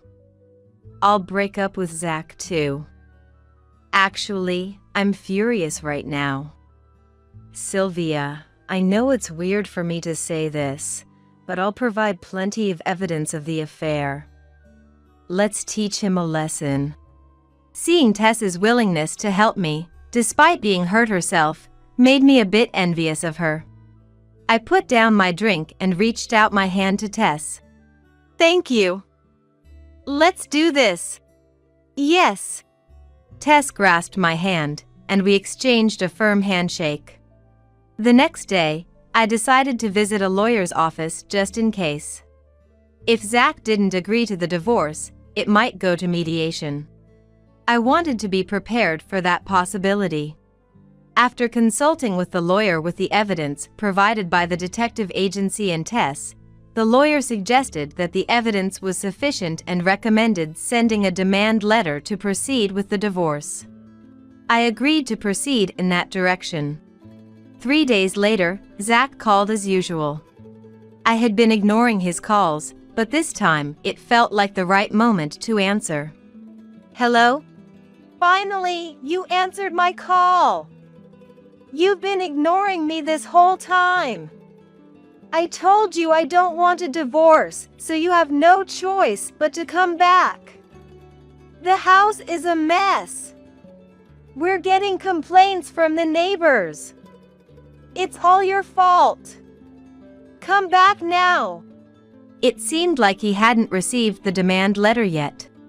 Well, I guess it wouldn't be delivered so quickly anyway, I thought as I replied. I told you I want a divorce. Stop saying things that are convenient for you after ignoring me for so long. Besides, there are other things you're hiding from me. Hearing this, Zach began to falter. What? What do you mean by things I'm hiding? I haven't done anything wrong. Zach? It's been a while. While Zach was trying to say something, I passed the phone to Tess. At that moment, I was having tea with Tess, so I decided to let her take the call. What? Tess? Is that you? Zach's confusion was evident even over the phone. Yep. Tess here. I was just having tea with your wife. What? My wife? What are you talking about, Tess? How pathetic. I know everything now. You've been deceiving me. And Sylvia told me about how you ignored her and about her illness. You really are the worst. It makes me sick to think that I ever dated a guy like you. Never show up in front of me again. Don't even contact me. Go to hell, you idiot. Tess's expression and tone were unlike anything I'd seen or heard from her before. I thought to myself calmly about how scary Tess could be when she gets angry. What's with you, Tess? You're different. Come on, be upbeat and positive like you always are. Shut up. Bye. Then, Tess returned to her usual smiling, cute self and handed back the phone. Here you go, Sylvia. She had such a refreshed look on her face. Even I felt a bit better listening to her. That's how it is. You understand, right? My lawyer should be in touch with you soon. Hearing this, Zach's voice trembled, unable to hide his panic. Your lawyer? No, you got it all wrong, Sylvia. Tess was just, well, a fling. You know, men often cheat. It was just something I tried out. Obviously, Sylvia, you're the most important one.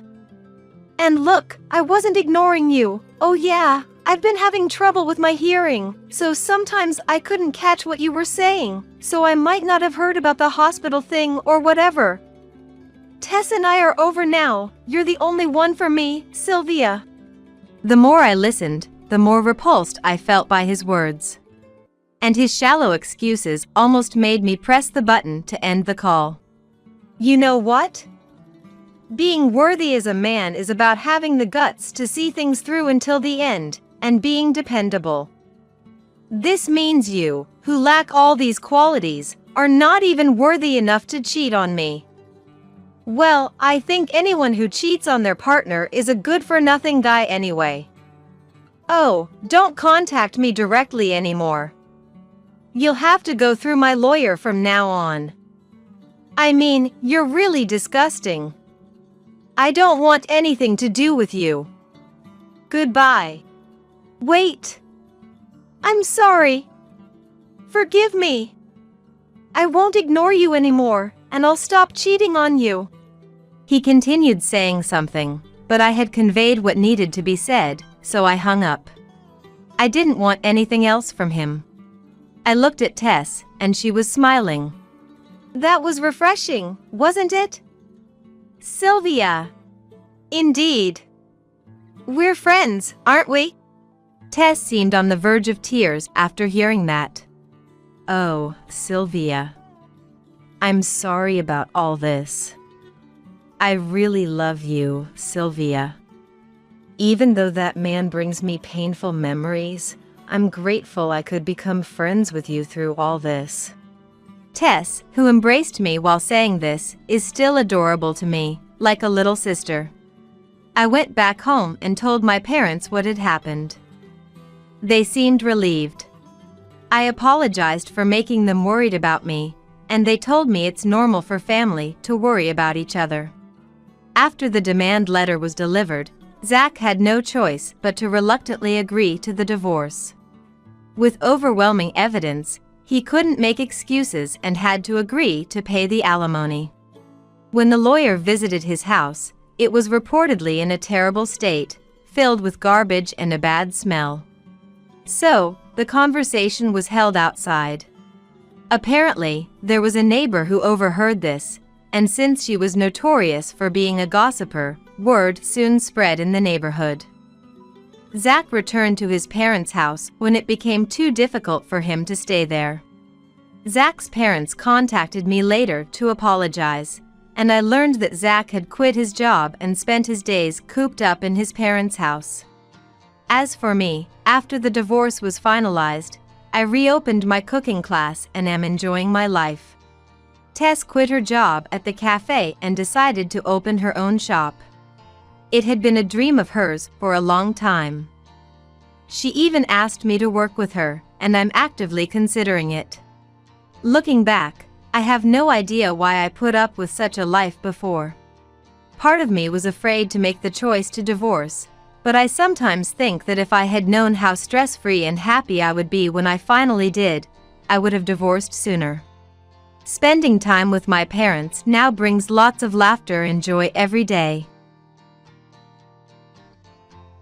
"You're the famous photographer. Are you shooting today?" The woman in front of me is staring at me excitedly.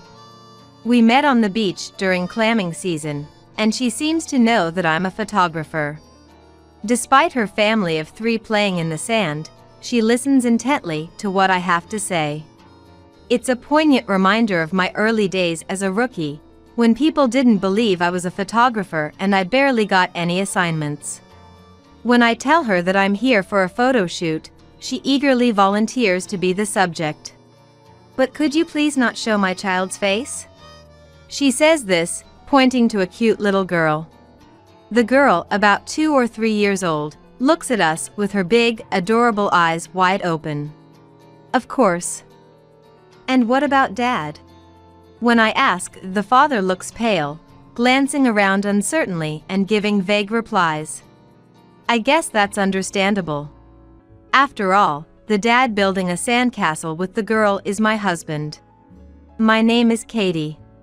I'm a 30-year-old freelance photographer. For work, I'm often called to school events and weddings in the neighborhood. I capture moments of smiles and friendship, sharing them through my photos.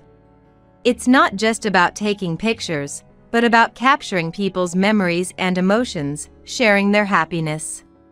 Capturing these joyous moments in people's lives is my job and my passion. But my life's shutter stopped in an instant due to a certain event. My husband, Galton, was a busy businessman. He was involved in the development of leisure facilities and tourist destinations, traveling all over the country. We couldn't spend much time together because of our busy schedules, but the time we did have was special. Even if it was just a little while, the time and smiles with him were what kept me going. I had no intention of quitting my photography. We'll build our careers while supporting each other. We promised and got married. That's when I started looking for ways to work from home instead of being out and about for shoots. First, I posted landscape and permitted portraits on social media as part of my portfolio. By showcasing my work in virtual galleries like online photo exhibitions, not only publishers and peers in photography noticed me, but also a wider general audience. This led to a rapid increase in followers. Thanks to social media, I was able to do live streams, talking about my photography and even making some money from it. I would share my photos while explaining the stories and techniques behind them. Communicating through photography was fun and fulfilling. I balanced outdoor shooting with my social media presence, steadily growing my follower base. Galton was still constantly on business trips. Inevitably, I spent a lot of time with my in-laws, who thankfully took an interest in my social media activities. As I taught them how to use smartphones and social media, we grew closer, and they often tuned into my photos and live streams. Both are wonderful people, and even when Galton was away, I didn't feel lonely and enjoyed fulfilling days. However, there was a significant void in our lives. We couldn't have children. Despite numerous tests, we were unable to conceive. We both wanted kids, so years into our marriage without a child put a strain on us. Initially supportive, Galton grew tired of the financial burden and frequent clinic visits, and I could feel us drifting apart. His involvement in a major project, requiring constant travel, didn't help. His interest shifted from our elusive treatment to his challenging work. He cared less about our childlessness, talking more about work instead. I tried to understand his busyness, but we were emotionally distant. Yesterday, I had a meeting with a client, and it looks like a new project is starting. I'll be away overnight for a while starting next week. As he unpacked dirty shirts from his large suitcase, Galton told me this. He had just gotten back, but I quickly started the laundry. Galton wouldn't bother to clean or buy new shirts otherwise. It's faster and less risky this way, he would say, but I wanted to save where I could. So, about the hospital. That's impossible. You know I have to be there in person, right? I can't leave work, so let's skip it next week. I sighed quietly, so Galton wouldn't hear. I had made an appointment, but there was nothing I could do if he was traveling. Galton's actions caused trouble for his company, and it was painful to see the work he was once praised for being overshadowed by his personal life. I never wanted to be a hindrance. But, you know, as busy as I am, it's tough. Katie, you go out for shoots too, right? Let's both keep up the good work. Yeah. Take care of yourself, Galton. I swallowed my words as he casually dismissed the topic. Maybe Galton no longer wanted children. But I was too afraid to ask. Should I accept this silently, or should I bring it up, even indirectly? The uncertainty was unsettling. I was adept at capturing people's joy and sorrow through my camera. Yet now, I was living each day unaware of my own emotions. Slowly, I felt trapped within the frame of my own photographs. One day, a fine white envelope with the logo of a famous resort company arrived at the house. It didn't seem like just any direct mail, so I hastily opened it. Inside was a voucher for a stay at a luxury hotel by the sea. Apparently for 3 people. Why was this sent to me? Feeling a stir in my heart, I quickly went to Galton. Galton, this arrived. Do you know anything about it? Of course, I wasn't accusing him of anything. I was careful not to sound mean, just asking naturally. Galton stopped reading his newspaper and looked at me. His expression was blank, but his gaze hardened slightly, almost glaring. I had never been looked at that way before and couldn't hide the sinking feeling in my chest. That's for a colleague whose plans didn't work out, so it was sent to us. It's nothing strange, so can I have it back? He reached out his hand. Without saying a word, I handed him the envelope with the tickets, and he snatched it away. But when he saw the address, he looked back at me with clear annoyance. "This is addressed to me. Don't open my stuff without asking." I was surprised and hurriedly apologized. However, it wasn't unusual for direct mail to come to my busy salesman husband. We usually disposed of the ones that arrived at home, so I was taken aback by his reaction. "Sorry, I didn't realize it was direct mail. I was just checking. You should have asked me since I'm here today." Galton took the envelope to his room, and I couldn't ask any more about the tickets. Although I didn't fully understand why he needed to get tickets for a colleague, I had to accept his explanation. But then, half a month later, something else happened. In July, just before Independence Day, and when we had a memorial service planned at my in-laws, "I've got a long business trip," he suddenly said. I was initially speechless. A business trip? In my work, I often get requests from families or for landscape photography. But I had taken time off for the memorial service. Freelancers and even regular companies usually have Independence Day off.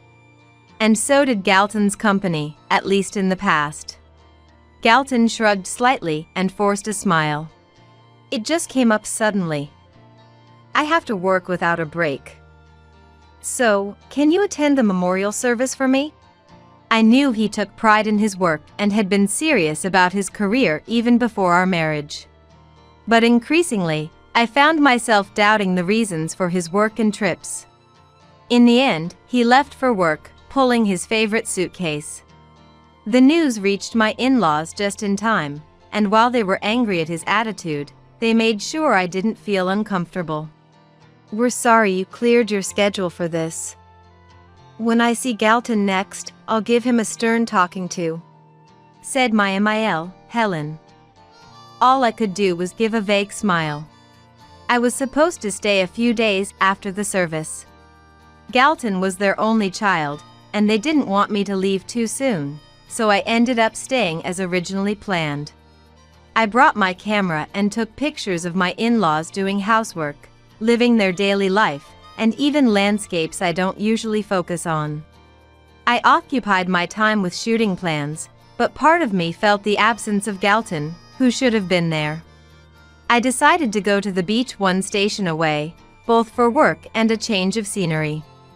During the spring and summer holidays, the beach is lively with clam digging, and ideal family groups enjoy their time on the sands.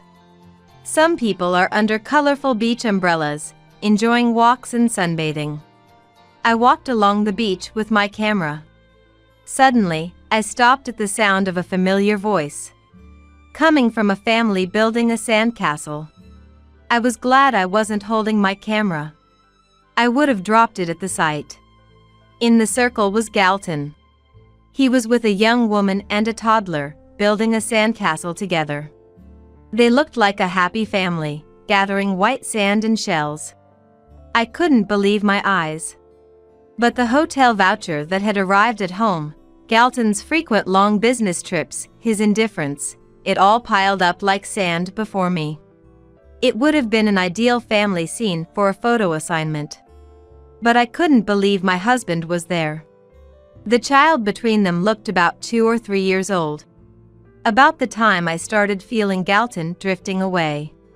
He had another family.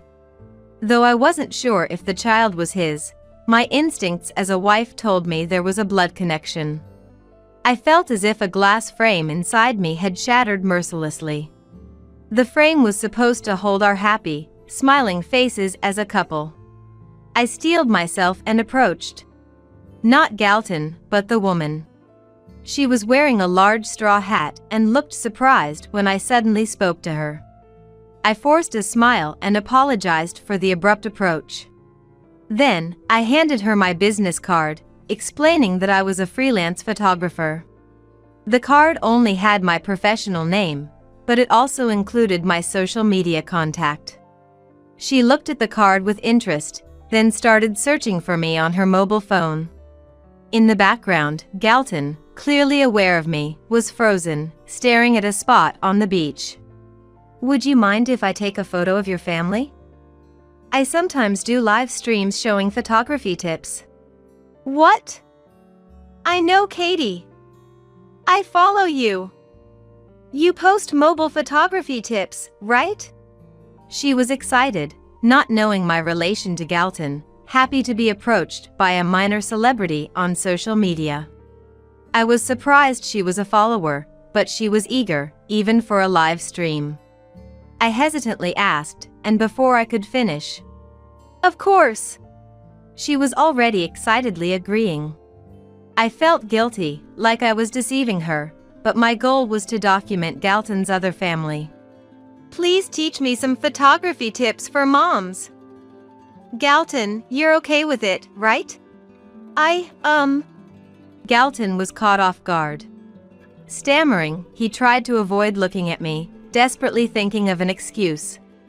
"We shouldn't, because of the face reveal. I'm a model for brochures, Can you just make sure my child isn't in the frame?" It turned out the other woman, Lisa, was a model I had met through my husband's company's public relations work. Of course, I agreed and adjusted my phone camera to keep the child out of the shot. I quickly set up for a live stream, pretending to teach the mother, with Galton unavoidably in the center of the frame. His forced smile was interpreted positively by viewers, quickly spreading as cute nervous dad. After the stream, I thanked them and left. But within minutes, Galton caught up with me, leaving Lisa and the child behind. I asked him bluntly, "What are you trying to do?" He remained silent, looking annoyed. He probably felt awkward with Lisa and came to me as an escape. I wonder what his intentions were in stopping me. Finally, he spoke heavily. "Katie, understand me. What's there to understand without a proper explanation? It's clear enough if you look. Look, I couldn't help it. I had a child with her before I could with you. It's fine. Lisa's family is wealthy, she doesn't need me to marry her." Galton confessed, his defiance revealing the truth. It seemed unlikely that a young woman who got pregnant would say something so convenient. Probably, Lisa suspected he was married. "I wanted a child. But you couldn't have one. Lisa is nice, and the kid is cute, like her. But it doesn't mean I hate you or don't want to live with you." His contradictory words left me holding my aching head. Apparently, he wanted to maintain the status quo. "I won't bother you. This situation is perfect for me. Isn't this good enough?" How could it be? I should have argued back. But I was so overwhelmed I lost my voice. In my silence, he sighed in victory and was about to leave. But someone unexpected arrived. It was my in-laws. "Galton, who are that woman and child?" My Fael, Nathan, red-faced, confronted him. Galton flinched at their sudden appearance. "Why? We saw the live stream notification. Who's the woman and child if you were on a business trip? Skipping a visit home for some unknown woman and a child?" Without waiting for Nathan, Helen stepped in to defend me, showering Galton with fierce words. I was shocked. They had seen the live stream and realized something was wrong. They were stunned to see Galton as a husband with an unfamiliar woman and had rushed over. Confronted by his parents, Galton had to confess everything about Lisa and the child. "Ungrateful child." He received a strong slap from Helen. Nathan glared at Galton with a look so fierce, I thought he might have punched him if Helen hadn't acted first. My in-laws left Galton behind and came to take me away. Following their apologies and strong encouragement, I decided to divorce. After uncovering evidence of Galton's affair with Lisa, his mistress, the matter was initially settled with a compensation agreement. However, as the divorce proceedings and investigations progressed, various facts came to light. Firstly, it was revealed that Lisa indeed knew Galton was married. Considering she agreed to continue the relationship despite being pregnant, it seemed she had prepared herself for being involved with a married man. Her motivation wasn't just financial, she likely wanted to keep Galton as long as possible. However, she genuinely didn't know that I was his wife and, upon realizing she was following me, blocked all my social media accounts. She angrily started posting on various forums, but this only resulted in more sympathy for me, as she publicly exposed herself as the mistress. It caused trouble in her own family, leading to her being nearly kicked out of her home. Desperately, she even tried to move into my former in-laws' house after I left. But they firmly refused her entry. Next, Galton's secrets began to unravel. During the compensation claim investigations, numerous women and men associated with him came to light. It turned out he had multiple affairs during his business trips, involving repeated liaisons with several women, some of whom were engaged or married. I decided to send out the data from that live stream. A little investigation would reveal that I, his lawful wife, was broadcasting, and the people in the frame were his mistress and their child. As a result, women deceived into thinking he was single, and husbands who felt their wives were stolen, were inflamed with anger and confronted Galton. He found himself facing lawsuits from every direction, with no choice but to accept them all. As more revelations about Galton emerged, Lisa, to everyone's surprise, fled with their child. Clearly out of love, she chose to escape her relationship with him. Lisa's social media uproar eventually settled down, and as her accounts disappeared, I decided to let her go. But considering her nature of boasting about affairs on social media, it was unlikely she would just vanish. True to form, Lisa started using an entirely different account. However, her posts playing the tragic heroine were quickly identified, attracting a wave of criticism. She would delete her account when things got tough, only to reappear under a new one, like a phoenix rising from the ashes. Abandoned even by Lisa, Galton's last resort was to turn to his in-laws, but they were enraged upon learning of his multiple affairs. Without any apologies and simply pleading for help, his parents decided to sever ties with their son. Following the scandal, Galton was burdened with substantial compensation payments. As the legal proceedings progressed, inquiries from his mistresses and their husbands flooded his company, complicating the situation even further. Moreover, this wasn't the worst outcome. The unprecedented scandal of his affair and child being exposed on social media was disastrous. The fact that the reveal happened during a business trip made the information spread rapidly, and the company's facilities and reviews were flooded with shocked and angry comments. The fallout from the scandal spread internally and externally, diminishing the company's trust.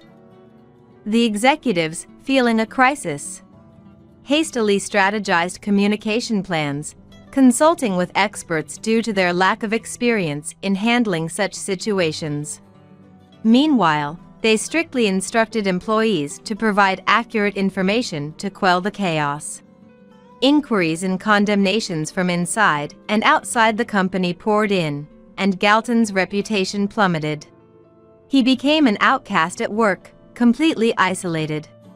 Amidst the uncomfortable atmosphere, he was soon asked to resign and had to look for a new job. Originally proficient and successful in sales, he was favored by an older demographic who didn't use social media and quickly found new employment. However, his nature didn't change. Within half a year, he was involved in new scandals, such as pursuing his manager's wife and attempting to charge a shabby motel stay as a business expense. He was fired, joined new companies, and was repeatedly dismissed for causing turmoil in personal relationships. Now, he seems to be perpetually bouncing from job to job within the industry. Meanwhile, I've maintained a relationship with my former in-laws after the divorce. They've been considerate, allowing me to live peacefully. Their support was crucial for me to move on and start anew after ending my relationship with Galton. Following the divorce, I struggled with photographing children, finding it painful. My in-laws, despite being betrayed by their son, strived to present a united front, supporting me. They helped me believe that my relationship with Galton wasn't everything and that I could trust again. One day, I captured a photo of them talking peacefully. I plan to feature this photo in my upcoming online exhibition as the main piece.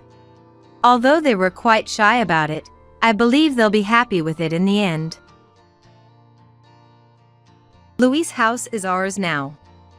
Get out. After Louis, my father-in-law, passed away, my husband Dennis started claiming my childhood home for himself and his parents, saying things out of turn. Don't you guys know?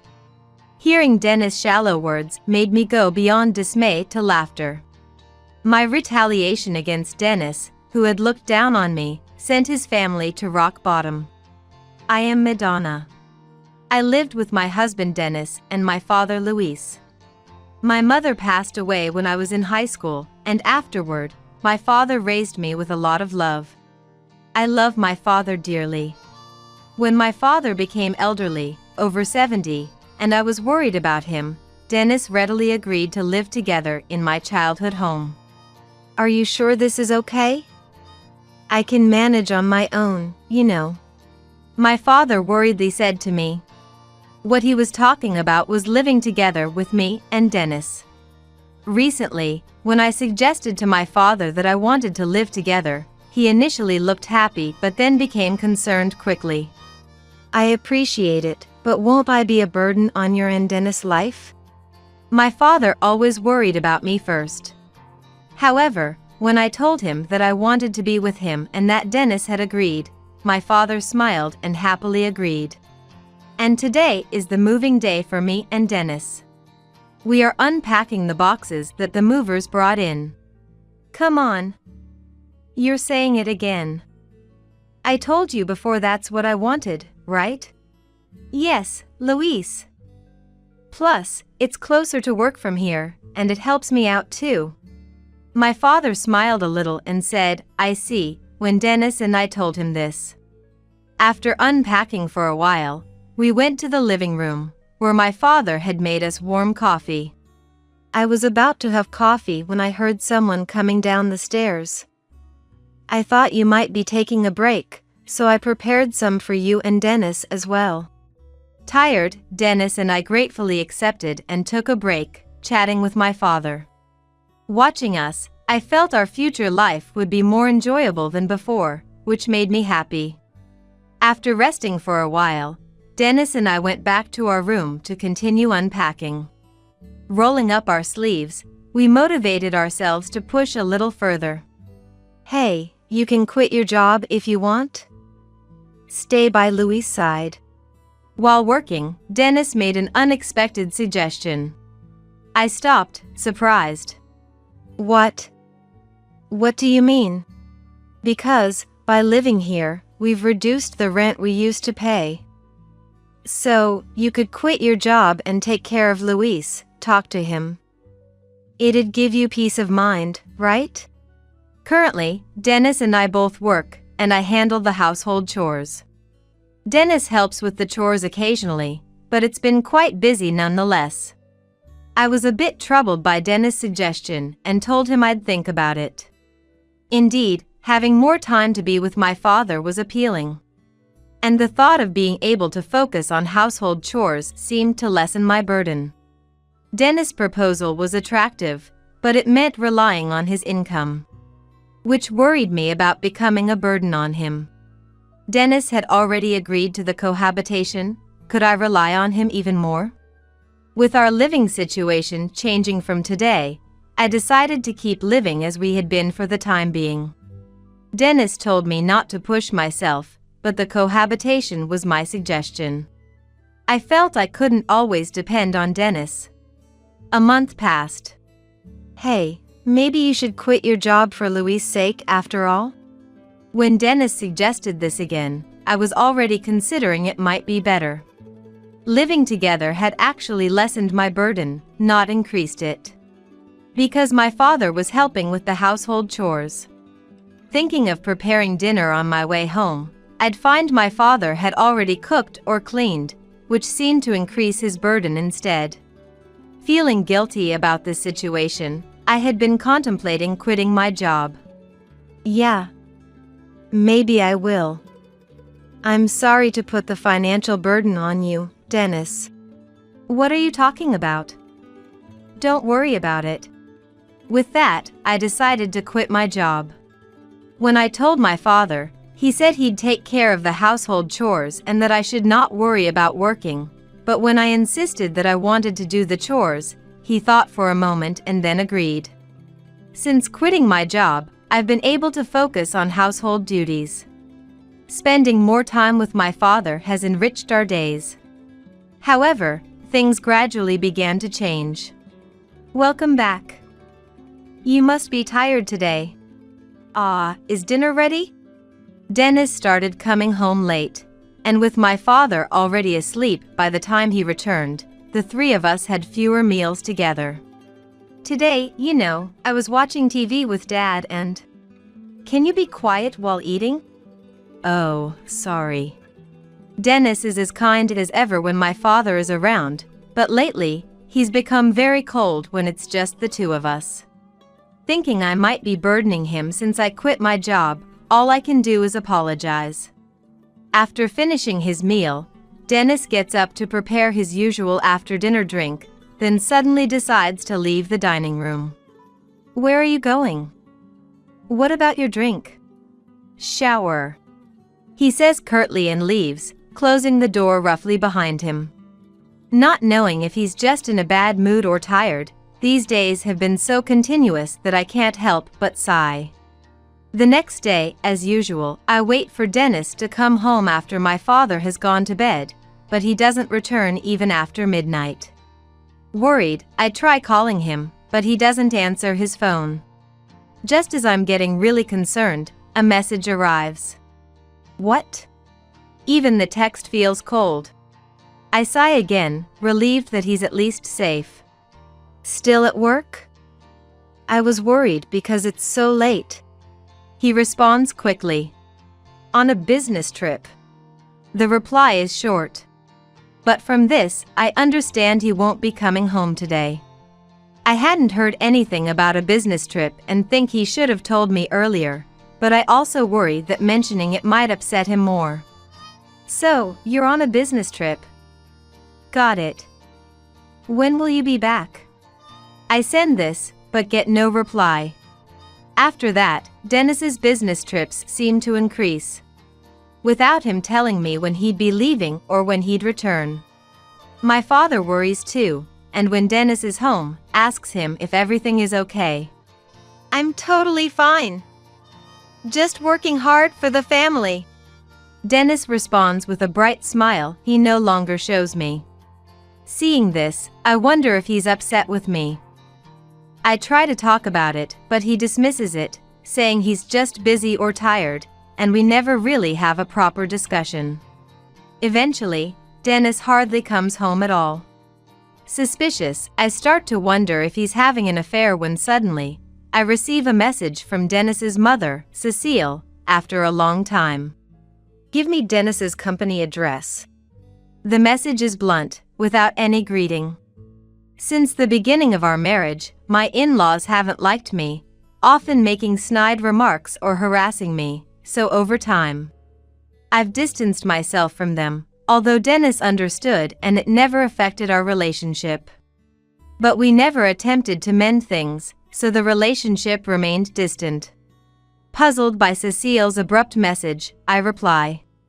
It's been a while. May I ask why you need Dennis's company address? This seems to upset her, as she calls me, angry. Hello.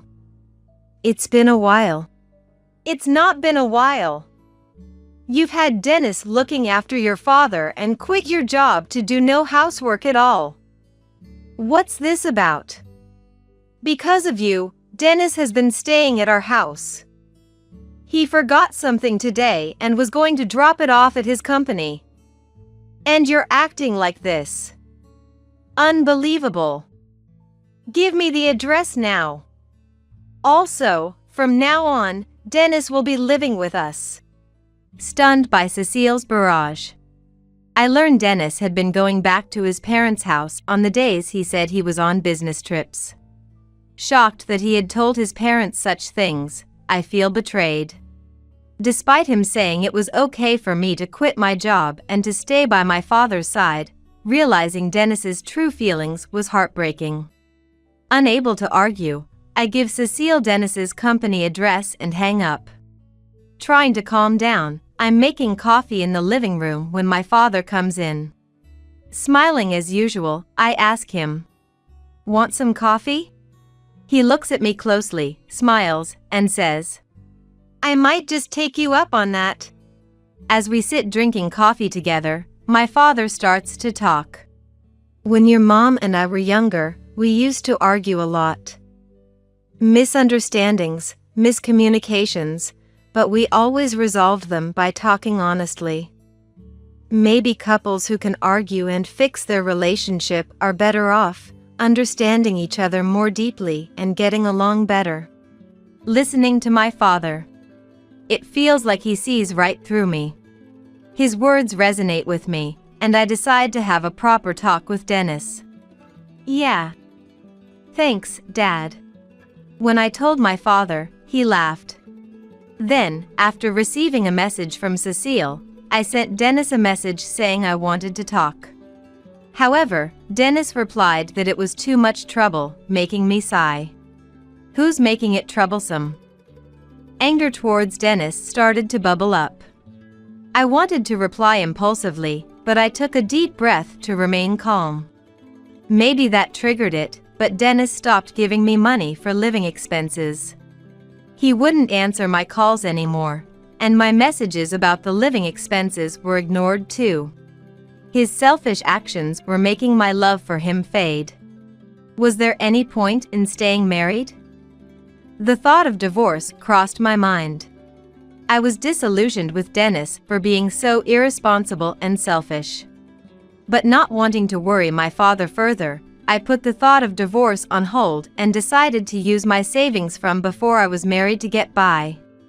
I had gotten used to life without Dennis, enjoying my days with my father. Then one day, my father collapsed.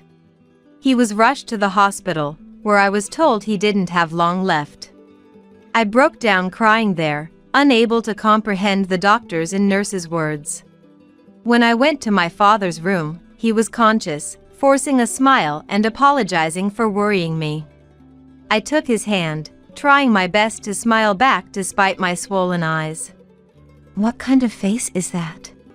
My father laughed, looking sad, making me feel like crying again. Since my father would be hospitalized, I went home to prepare some changes of clothes. Alone at home, I started crying again. The house I grew up in, filled with too many memories, felt unbearable to be in alone. While I was crying, my phone rang. Thinking it was the hospital, I checked to find a message from Dennis. "We live separately now. Take care of your own living expenses. Why don't you use your father's pension?" The moment I read it, I threw my phone in anger. That was the moment my feelings for Dennis completely vanished. Shaking with anger and sorrow, I tried to calm down, wondering what my father would think of me now. Somewhat calmer, I washed my face and finished preparing to go back to the hospital. Just then, the mail arrived with news that seemed like a blessing to me at that moment. After seeing it, I firmed up my resolve, left the documents at home, and headed to the hospital. My father's condition worsened, and I realized our goodbye was near. I spent my days at the hospital laughing and talking with my father, and crying when I returned home. Eventually, my father passed away peacefully. I was able to watch his final moments as if he was sleeping peacefully. I was devastated but also grateful for everything he had left me. With my relatives' support, we managed to hold the funeral without issue, but Dennis and his parents never showed up. I hadn't informed them of my father's death, so I had no expectations. However, Dennis showed up days after finishing my father's posthumous affairs, nonchalantly with a lot of baggage. Long time no see. Luis passed away? Seeing Dennis, I felt a rush of anger, but managed to keep my composure. What do you want? What's with the baggage? No way to greet, huh? Isn't it obvious? Your husband is back. Also, this is my parents' stuff. Excuse me? Hearing the word husband from Dennis was extremely unpleasant. I couldn't believe someone who had left on his own, stopped contributing to our living expenses, and lived as he pleased dared to refer to himself as my husband. You were waiting for me, right? No job, struggling with living expenses, and having to take care of your father alone. Speechless with joy?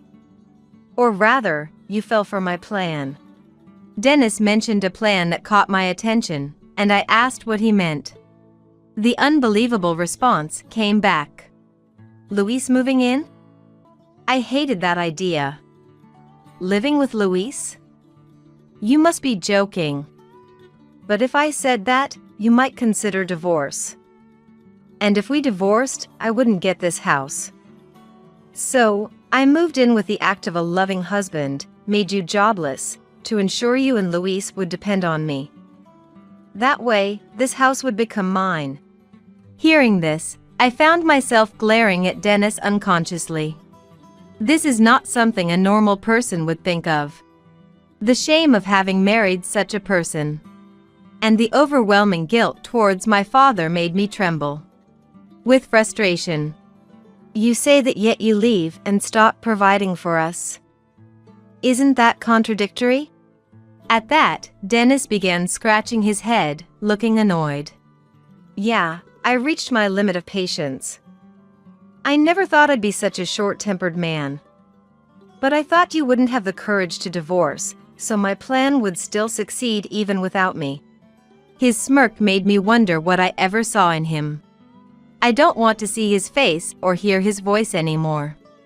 Dennis had become physically repulsive to me. And so, my plan succeeded. This house might be old, but it's spacious and in a good location. It'll be worth a lot when sold. From today, I'll live here with my parents. It's rare to find someone so selfish. He must have never learned about morality. Well, considering his parents, it's not surprising. As I stood there in silent disbelief, Dennis, thinking I was shocked, added insult to injury. I'll take Luis's house.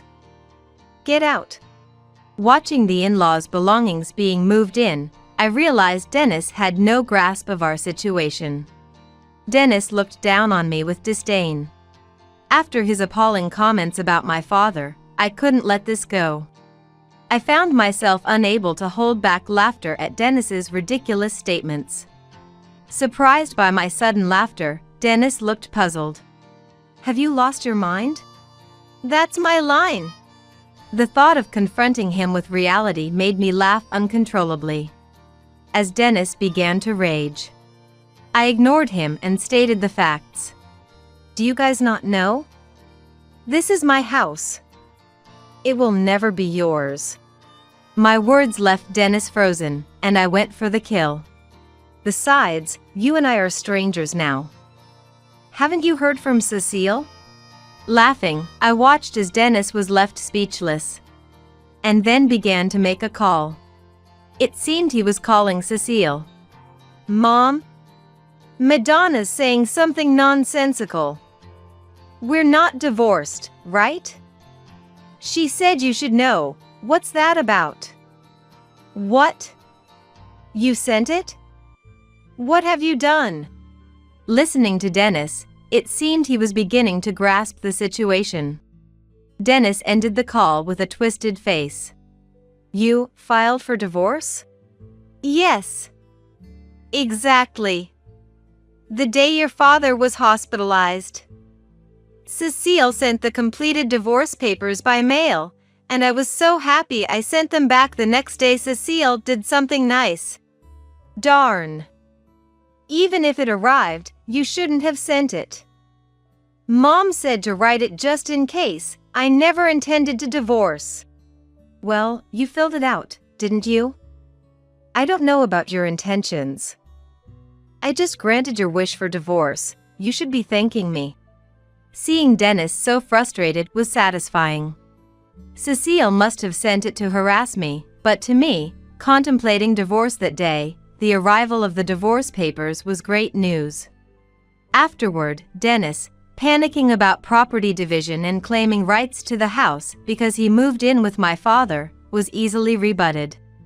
Knowing there wasn't much to divide since the property wasn't valuable and was in my father's name at the time of the divorce, I explained it wasn't subject to division. When Dennis desperately claimed my personal savings from before our marriage should be divided, I clarified that too was not subject to division. Dennis turned pale, unable to respond, his mouth moving like a goldfish. I was tempted to mock him further, but I composed myself for a more mature response. Can we stop this now? Bringing so much stuff into someone else's house is troublesome, and frankly, it's trespassing. If you plan to stay any longer, I'll have to call the police. When I said that, Dennis hurriedly started moving his things out and left as if fleeing. I closed the door and, looking at a photo of my parents, murmured, "This is for the best. I'll become stronger, so watch over me." Thinking about whether my parents had reunited in heaven eased the sadness, and strangely, the loneliness dissipated. I gathered my resolve and started looking for a job. Just then, a friend contacted me. They had heard I was job hunting and reached out. They had a job in mind that suited my expertise. I was introduced and interviewed by HR, and was hired on the spot. A few days later, Dennis sent a message. "I was stubborn last time, my bad. I actually wanted to make things right with you, that's why I came to the house." Knowing it was all lies, I struggled with how to respond, eventually finding it too bothersome and choosing to ignore it. Despite my silence, a series of poem-like messages began to arrive. "We were like the sun and moon back then. I reached out but couldn't touch you. Those days of struggle are now memories. We can be within reach now, right? I can't go on without your love. Won't you give me that glowing love once more? My life is yours. You mean everything to me. Our love is eternal. No matter where, I will continue to love you. Your heart is where I belong." Each time a poem arrived, I showed it to my colleagues, wondering if it could be used for work. I work in editing. Sometimes, phrases like these can be useful. Ah. Here comes the emotionally unstable stalker. Great material when I'm out of ideas. Dennis has become a source of content, unbeknownst to him. But his messages only fill me with disgust, so I don't reply. Then one day, the doorbell rang. Peeking through the peephole, I saw Dennis. Thinking he had finally escalated to a direct approach, I called the police immediately. "Hey! I know you're there. I can see your car. Please, just hear me out. I'm really in trouble here. There was talk of moving into this house, and my parents seem to have sold our family home. I have nowhere to go. Please help." Despite his pleas from outside, it's a stranger's problem to me, not mine. Didn't he realize this wasn't his home when he didn't retract his claim after finding out? The messages sent showed he hadn't given up, but his and his family's naivety was astonishing. Soon, the police arrived and had to persuade Dennis, who resisted fiercely and was eventually taken away. Messages continued to flood in, and when I ignored them, my in-laws began contacting me. Initially, they called, but as I ignored them, they resorted to messaging. How could you know we're in trouble and not help? Call us back immediately. Why not have a proper discussion once? We were family, after all. Isn't this too cold? We had to sell our home because of you, now living in an old apartment. Why won't you vacate the house? You received an inheritance from your father, right? We quit our jobs, expecting not to struggle. Take responsibility. Herman, my Raphael, said this, and it was clear the apple didn't fall far from the tree. Did they really think their decisions would just work out? Their messages were infuriating. How much more could they belittle people? I had planned to ignore them, but ended up blocking Dennis and my in-laws. I considered changing my contact information, but didn't want to go that far because of them. I was at my limit of patience. After blocking them, I hoped for a peaceful life, but my expectations were naive. Later, my former in-laws showed up at my house. As much as I wanted them to stop, being known made such situations inevitable. Yet, leaving this house full of memories was unthinkable. Come out already! Don't you know we're in trouble? Fix your mood already. I'm saying we should get back together. Ignoring someone in trouble is questionable behavior for anyone. The doorbell kept ringing. The front door was being pounded on. I had called the police without mercy, but then suddenly, the noise stopped. Curious, I looked through the peephole and saw a man, familiar somehow, arguing with my former in-laws. More than talking, it seemed like a confrontation. You're causing trouble. Go home, all of you. The former in-laws were unsettled by the sudden appearance of the man. What did you say? Who are you, anyway? Could you be the affair partner? Despite being taken aback, the former in-laws retorted, to which the man responded with a look of disdain. That kind of thinking is why nobody takes you seriously. Do you see your surroundings? This is a residential area. Look, your disturbance has drawn a crowd. It's really loud. Although I could only see so much through the peephole, indeed, neighbors had started to gather. This is embarrassing for me too, I sighed. However, realizing their predicament, the former in-laws started panicking, stuttering. But. By then, the police had arrived. It seemed one of the officers had been here before, as they recognized Dennis and said, "You again?" Hearing this, the former in-laws' faces turned bright red. Do you realize how much trouble you're causing? Have some shame, the man said before leaving. Internally, I thanked him, feeling a bit relieved.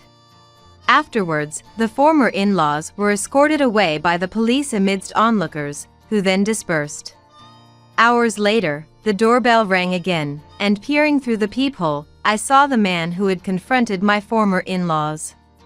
Surprised, I hesitated but eventually, cautiously opened the door to find the man smiling at me. It's been a while. If you were back, you should have told me.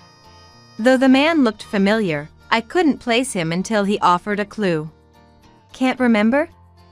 Well, it has been over 10 years. It's me, Charles. Hearing the name jogged my memory. My childhood friend Charlie, or Charles. What? Charlie. Now that you mention it, I can see the resemblance. Charles was a childhood friend who lived next door, but we hadn't seen each other since he transferred to a sports-focused elementary school. Remembered, huh? I've moved back home too. So, we're neighbors again. That's amazing. It's been so long. And thank you for earlier. You really helped me out. As I expressed my gratitude again, Charles laughed. Don't mention it, he said, making me smile in appreciation. Caught up in nostalgia, our conversation grew lively, and I shared the recent events with him. Charles offered his support anytime, giving me a strong ally. Upon learning of my father's passing, Charles brought flowers as a tribute. He remembered my father, even though we were just kids back then. I was delighted to have someone with shared memories in my life. Later, I received a letter from a lawyer in the mail. Without any clue what it was about, I opened the envelope to find several papers inside. The documents claimed I had committed adultery during my marriage and demanded compensation. What is this? I wondered, noticing an unread message on my phone. It was a message from an address I didn't recognize. The message, from an unknown address, stated that my ex-husband, Dennis, had filed a lawsuit for adultery during our marriage. It threatened to inform my workplace unless I admitted guilt and settled immediately. Knowing no legitimate lawyer would send such a letter, it was clear this was the work of my former in-laws. The letter's authenticity was doubtful, so I decided to consult a real law firm. A genuine lawyer confirmed the letter was a complete fake. The supposed lawyer's name was unregistered, confirming my suspicions. Though I considered ignoring it, I decided to feign falling for their trick. I've reviewed the content, but I can't recall any such incident. If you're accusing me of adultery, please provide evidence. You seem... But the emotional damage to Dennis is substantial, and the claim is for compensation for that. No lawyer would proceed without evidence. It was clear they were operating on scant knowledge. There's no fact of infidelity, so of course, there's no evidence. You mention emotional damage, but do lawyers act on such baseless claims? Dennis's plight has moved me, and I've taken on your case with the intention of helping. If you show some sincerity, we don't intend to make a big deal out of this. Quite an emotional lawyer, aren't you? Just to confirm, though you're probably aware, it's illegal for someone to impersonate a lawyer, with potential jail time or fines depending on the case. You are a real lawyer, right? After that exchange, the previously prompt replies stopped. Wondering what their next move would be, I received a message. Of course, I'm real, but I've been persuaded by your passion. We've decided to drop the lawsuit. No, don't bother dropping it on my account. I have no such passion, quite the opposite, in fact. Since you've fabricated this affair, I'm inclined to fight this fully and am considering hiring a lawyer myself. I look forward to seeing you in court. After my reply, there was no further contact. Though the messages stopped, the former in-laws again made a direct assault, screaming at my front door about how they were wrong and begging me to drop the lawsuit. Awoken by the commotion, I checked the time to find it was past 1 a.m.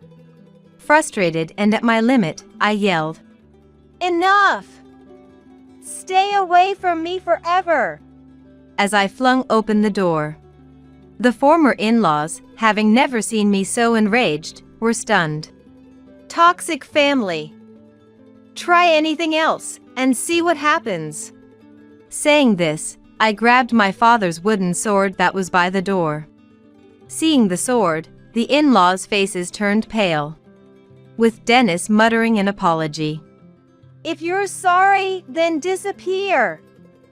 Don't ever come back." I yelled even louder, causing Cecile to tear up, looking like she might cry. Then, I saw police car lights approaching, indicating that the neighborhood had called them due to the late-hour disturbance. As they were taken away, Cecile desperately pointed at me, telling the police, "That person! They tried to hit us with a wooden sword." When the police turned to me, asking if that was true, I explained. I was just startled by the incessant doorbell ringing and knocking, thinking it was an intruder. I had the wooden sword for self-defense. The officers seemed convinced. Charles, who had been nearby and witnessed their frequent assaults, vouched for me. His testimony, along with their malicious behavior, led to their swift arrest. It was finally quiet. The next day, encouraged by Charles, I filed a complaint. Given the repeated police incidents, it was smoothly accepted. Charles had noticed the previous day's commotion and had come over, hearing my shouts. He later joked about how terrifying I sounded.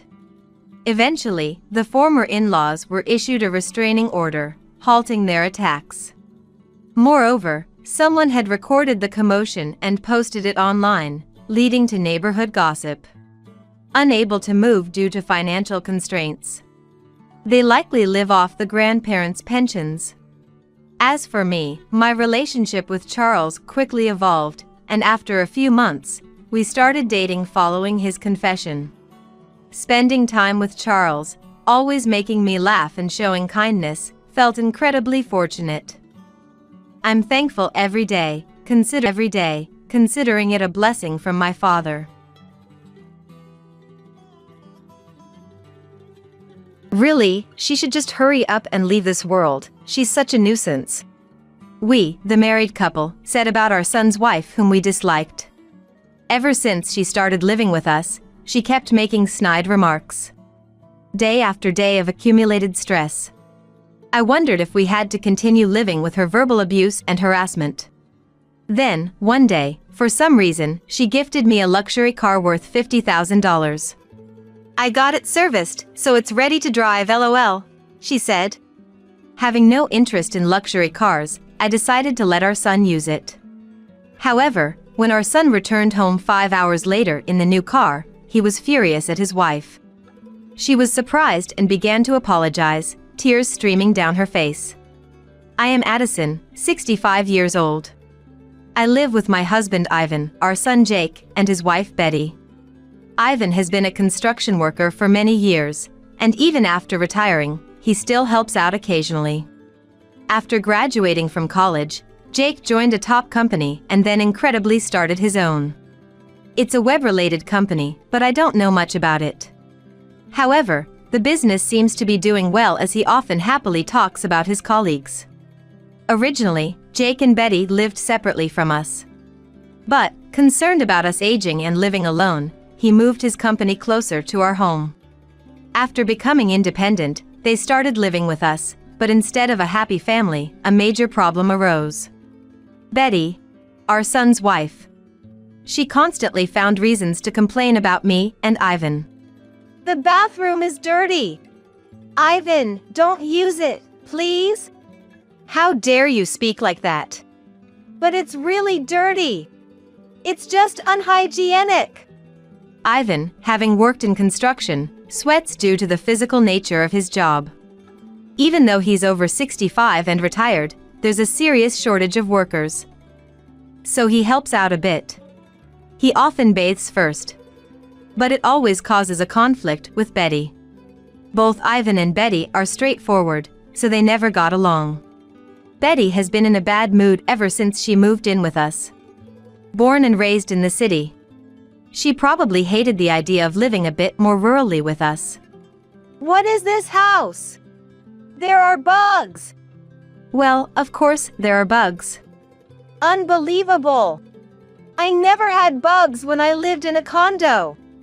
This is the worst. Get them out. Our house is a single-family home. Jake rebuilt it, so it's pretty nice, but somehow, spiders and other bugs get in.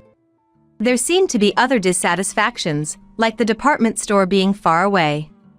Addison, what is this meal? It's like something for the elderly. I can't eat this. Is that so? I'm sorry. Huh, this is really the worst. I'm ordering delivery. I don't need mine. Betty said this and began fiddling with her smartphone, her knees shaking. Her harsh words made me shrink back. Betty ate pasta and hamburgers she ordered for delivery. Our meals were more vegetable-heavy, but even that seemed to irritate her. Also, she never did any housework. I can't be bothered with chores. Addison, please take care of it. All right. I always felt like a housekeeper in my own home, uncomfortable. The strong-willed Betty really didn't get along with Ivan. Ivan is also strong-willed and blunt, so they were always arguing. Ivan, don't just sit on the sofa when you get home. Huh? Why do I have to listen to you? Because you've been working and sweating all day, right? It's dirty. Now I can't use the sofa. What did you say? Both of you, calm down. It was always like this. However, Betty's attitude changed when Jake came home. She would be all smiles and charming when Jake was around. I'm home. Jake, listen. Ivan was being mean to me again. Again? Dad, don't be too harsh, okay? And Betty, Dad isn't a bad person, he's just blunt. But Ivan's way of speaking is unacceptable. It's scary. When Jake was home, Betty clung to him. We were so astounded by her quick change that we were speechless. Then, Betty's harassment escalated beyond verbal abuse. She rarely cooked, but one day she decided to make a meal. It was a weekday lunchtime, so only Betty and I were home. She seemed to be making pasta, warming up some ready-made meat sauce while looking at her smartphone. The moment I tasted the dish she served, I started coughing. It's spicy. What is this? Haha, your face is so red. That's hilarious. Betty laughed out loud. She put death sauce, hotter than Tabasco, into my portion. She laughed at me as I desperately drank water and coughed. Other harassments included setting the bath water too hot and deliberately dirtying the laundry. I couldn't take it anymore and decided to talk to Jake. Sorry to bother you after work. It's about Betty. Things have been really bad lately. Bad in what way? She purposely put death sauce in my lunch, made the bath too hot to enter. If there are things she's unhappy about, I'm willing to try and fix them, but could you talk to her? Really? Jake was surprised and called Betty right away.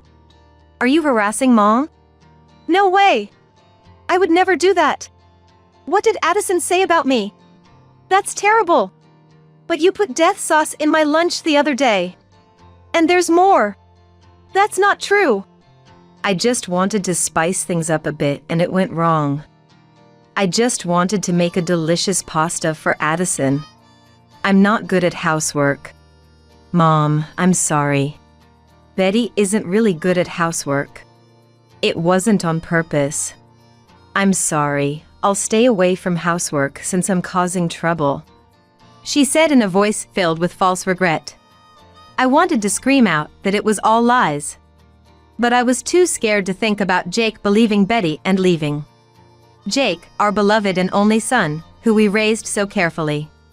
I didn't want to become estranged from him at this age. I had no choice but to stay silent. Betty's harassment only got worse. Addison, isn't the meal ready yet? You're so slow. I was just cleaning. Can you wait a bit? You're so clumsy. You could help out a little. But you said I shouldn't do housework. I'm not good at it, so it's your job, Addison. Oh, and since the weather is nice today, please wash our room's sheets and pillow covers. She laughed heartily. I was exhausted, used by Betty every day without rest. Ivan was worried, but I had given up and said nothing. Then, one day, something happened. Betty came to me with a pleased look. Addison, as a thank you for always taking care of me, please accept this gift. She handed me car keys. This car cost $50,000. It's been serviced and is ready to drive. The dealer had driven it over, and a luxury car was parked in front of the house. Why all of a sudden? I thought you could use a new one since your car is old. Indeed, my car is getting old, but... You're happy, right? Thank you. Confused, I nodded at the pleased Betty. Satisfied with my reaction, Betty returned to her room. I didn't really need the luxury car. I decided to offer it to Jake and take his car, and talk to him that night. Betty gave me this car as a thank you, but I don't need a luxury car. You use it. Really? Thank you. I'll try it out tomorrow. Jake smiled happily. The next day, Jake went fishing in the new car.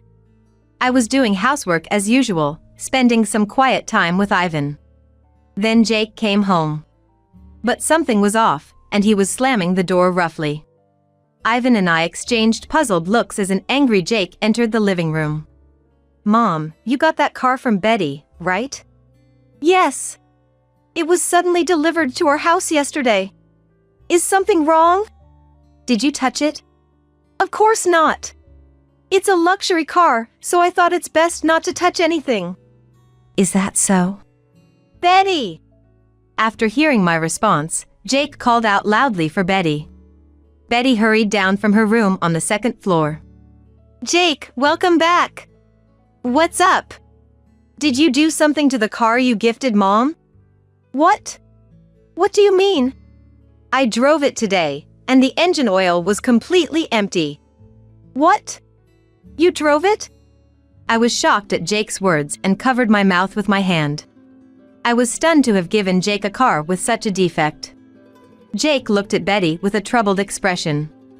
It's like you wanted Mom to drive a car without oil. No way! I just wanted to give it as a thank you gift. Today, I planned to go see fishing and drove 2 hours to the spot. But the car made strange noises and even started to smell burnt, so I took it to the dealer, and they said there was no engine oil. Really? I can't believe there was a defect. Maybe the dealer forgot to put it in? I thought so too, but something strange happened. There was no warning light. Normally, when the engine oil runs out, a warning light should come on, but it didn't light up at all. What? I requested a proper service. That's a lie. What? Betty's expression stiffened at Jake's words. The person who repaired it happened to be the same person who serviced that car. He said it was strange to get a request to remove the oil and disable the warning light so that no one would notice. It was you, wasn't it?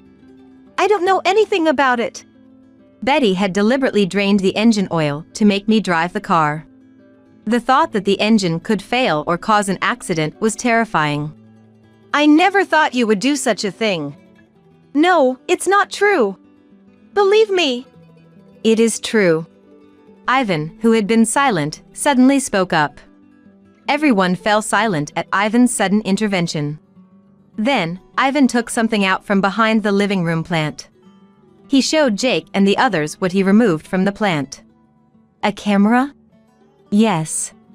We've been troubled by her harassment for a long time. Thinking you wouldn't believe us, I consulted someone at work, and they suggested keeping evidence. A young guy at work, who's good with cameras and computers, secretly installed these in various places around the house. He set it up so we can view the data on a computer. Ivan then went to his room and brought back his computer. He wasn't usually a computer user, but he awkwardly operated it and played the camera footage. All the harassment and verbal abuse against me were recorded. Addison didn't say anything, but it was clear she was being relentlessly worked and was visibly tired. I'm sorry, but if things don't change, we want you two to leave. Jake clenched his fists tightly at Ivan's words. It's not true. This is all a lie. What's a lie? You've been lying to me all this time, saying Mom and Dad harass you, are too strict. How could you do such things to someone's parents? I'm sorry. Please forgive me. I won't do it again, okay? I can't live with someone who can casually do such terrible things to others. Let's get a divorce. Divorce? That's a problem. Do you know how much that car cost? I took out a loan and can't pay it back. So you married me for the money. That's not true. I couldn't stand to look at Betty's flustered excuses. I always knew Betty was after the money. She must have been freely using Jake's credit card to shop. Everything she wore was branded. Jake seemed not to notice, maybe because he loved her, but I always thought she was that kind of person. So how are you planning to pay back that loan? You going to work? Of course you'll work for it, right? Since you gave the car to Mom. If I pay for it, it becomes my gift. Well, I'll do the housework. I'll work and then you pay me. And I'll pay back the loan. I was appalled at Betty, who seemed to think this was a brilliant idea. So you plan to dump the work on Mom and just take the money? You never did any housework, always making Mom do it all. That's not true. I can do housework. Then go cook something right now. What? Jake pointed to the kitchen. Betty's face turned pale and she broke out in cold sweat. Let's see if your housework is worth paying for. The ingredients are all there. I had gone to the grocery store that morning, so there should be enough of everything. Betty, thinking she couldn't refuse, trembled as she gripped the knife. She appeared to be trying to make omelette rice. Her awkwardly cut ingredients were unevenly sized. Food spilled from the frying pan as she cooked, and the area around the gas stove was a mess. And the eggs were all broken up. The last time she made pasta, she only warmed up canned sauce. It was clear to both me and Jake that she couldn't cook at all. And you were going to ask for money for this? You underestimate the job. Do you know how hard I work to earn the money you spend so freely? And to think you'd harass my parents while living off my money. I know that. But I was stressed. I hate this countryside living. Let's go back to our condo in the city. So you took your frustration with country life out on Dad and Mom? Yes. I told Jake I didn't want to come here, but he wouldn't listen. Honestly, it was hard to watch a grown woman over 30 whine like a child. Please, let's just live together, the two of us. Betty repeated her pleas without showing any sign of remorse, almost begging. Jake, coldly responding to Betty, who was looking up at him while holding his hand, said, Just get out, now. But I've learned my lesson. I'll work hard at housework from now on. Get out! Jake shouted loudly, dragging Betty out of the house and throwing her out the front door. I'm sorry. Please forgive me. I'm sorry. Betty cried and banged on the door. Ignoring her, Jake began to throw all her belongings out of the window. Eventually, her apologies turned into quiet sobs. Ivan and I stood in shock, not expecting Jake, usually so calm, to be this angry. After throwing all of Betty's things out, Jake returned to the living room and deeply apologized to us. I'm sorry, I didn't realize sooner. I was blind. I thought living together would make things easier for Dad and Mom. But instead, I made things so much harder. You finally woke up, Ivan said. Yeah, I knew Betty was reckless with money, but I tolerated it since we weren't struggling financially. But I never thought her character was this bad. I almost lost Dad and Mom. Indeed, if there had been an accident with that car, there could have been serious injuries. The lack of a warning light isn't just a little prank. Thinking about it now sends chills down my spine. Addison had it the hardest. If you're going to apologize, apologize to her. Mom, I'm really sorry. It's okay now, thank you for believing in us. I was relieved that Jake finally prioritized us. Just continuing our relationship with the Jake we'd always cherished was enough. Ivan, now that Betty was gone, didn't seem to care much, saying, "We got caught by a strange woman," and casually started watching TV. Betty, having picked up her belongings, was nowhere to be seen. After that, Betty called almost every day. It's your fault. It's all your fault. She would scream in a high-pitched voice until hanging up. When Ivan answered, she would just shout, but she seemed to cry and apologize when Jake picked up. The harassment wasn't just through phone calls. Garbage and dead rats started appearing at our front door. What's all this? Let's get evidence first, Ivan said. He took photos with his mobile phone and cleaned up the mess, putting the carcasses in a plastic bag. There's no way such bold harassment would go unnoticed. It seemed Jake and our neighbors had noticed too. A neighbor friend called, worried about a strange woman lurking around our house. After asking Ivan's construction company to install security cameras, we caught the entire act on video. Seeing this, Jake sighed. Then the next day, Jake went to the police and filed a report. Eventually, Betty was charged with multiple crimes, including threats and obstruction of business. The recorded phone calls and the garbage left at our front door served as evidence. She also caused trouble by showing up every day at Jake's company to apologize. Such a selfish person. Her selfishness led to more fines, increasing her debts. After that, she apparently sold her branded bags and clothes to scrape by. She got a job, but, inexperienced in the workforce, she couldn't keep it and ended up working at a nightclub to make ends meet. Even there, she couldn't compete with the younger crowd and wasn't earning much, living day to day in a very old apartment. This is what I heard from a neighbor. After she caused a scene, crying and screaming at our front door, the neighbors asked what happened, so I told them everything. It quickly spread around the neighborhood, turning into gossip. I thought she would move far away, but without money to move, she's stuck near our lower rent area, living in an apartment about a 10-minute walk away. Any sighting quickly becomes neighborhood gossip. The neighbors, even more talkative than me, seem to know more about Betty's life. Rumors about her are endless, drunk every night, constantly fighting with different men. Jake's company is doing well, and he's busy every day. Seemingly done with romance for now, he's reaping the rewards of his hard work. How about going on a trip? He suggested. Really? That would be nice. As an apology for all that happened. Let's go to a spa. We still live together, Jake, Ivan, and me. Life has been peaceful and comfortable since Betty left. Jake occasionally takes us out for meals and shopping, showing his filial piety. I'm proud of how kind he has become. Is there anything you want? Jake often asks. But I don't really want anything. I'm not interested in luxury goods, and while I'm proud of Jake for starting his company, I don't want to splurge with his money. More than anything, I'm happy just living peacefully as a family of 3. Of course, I'd be happy if Jake brought home a wonderful woman next time. I hope he finds someone special and builds a lovely family.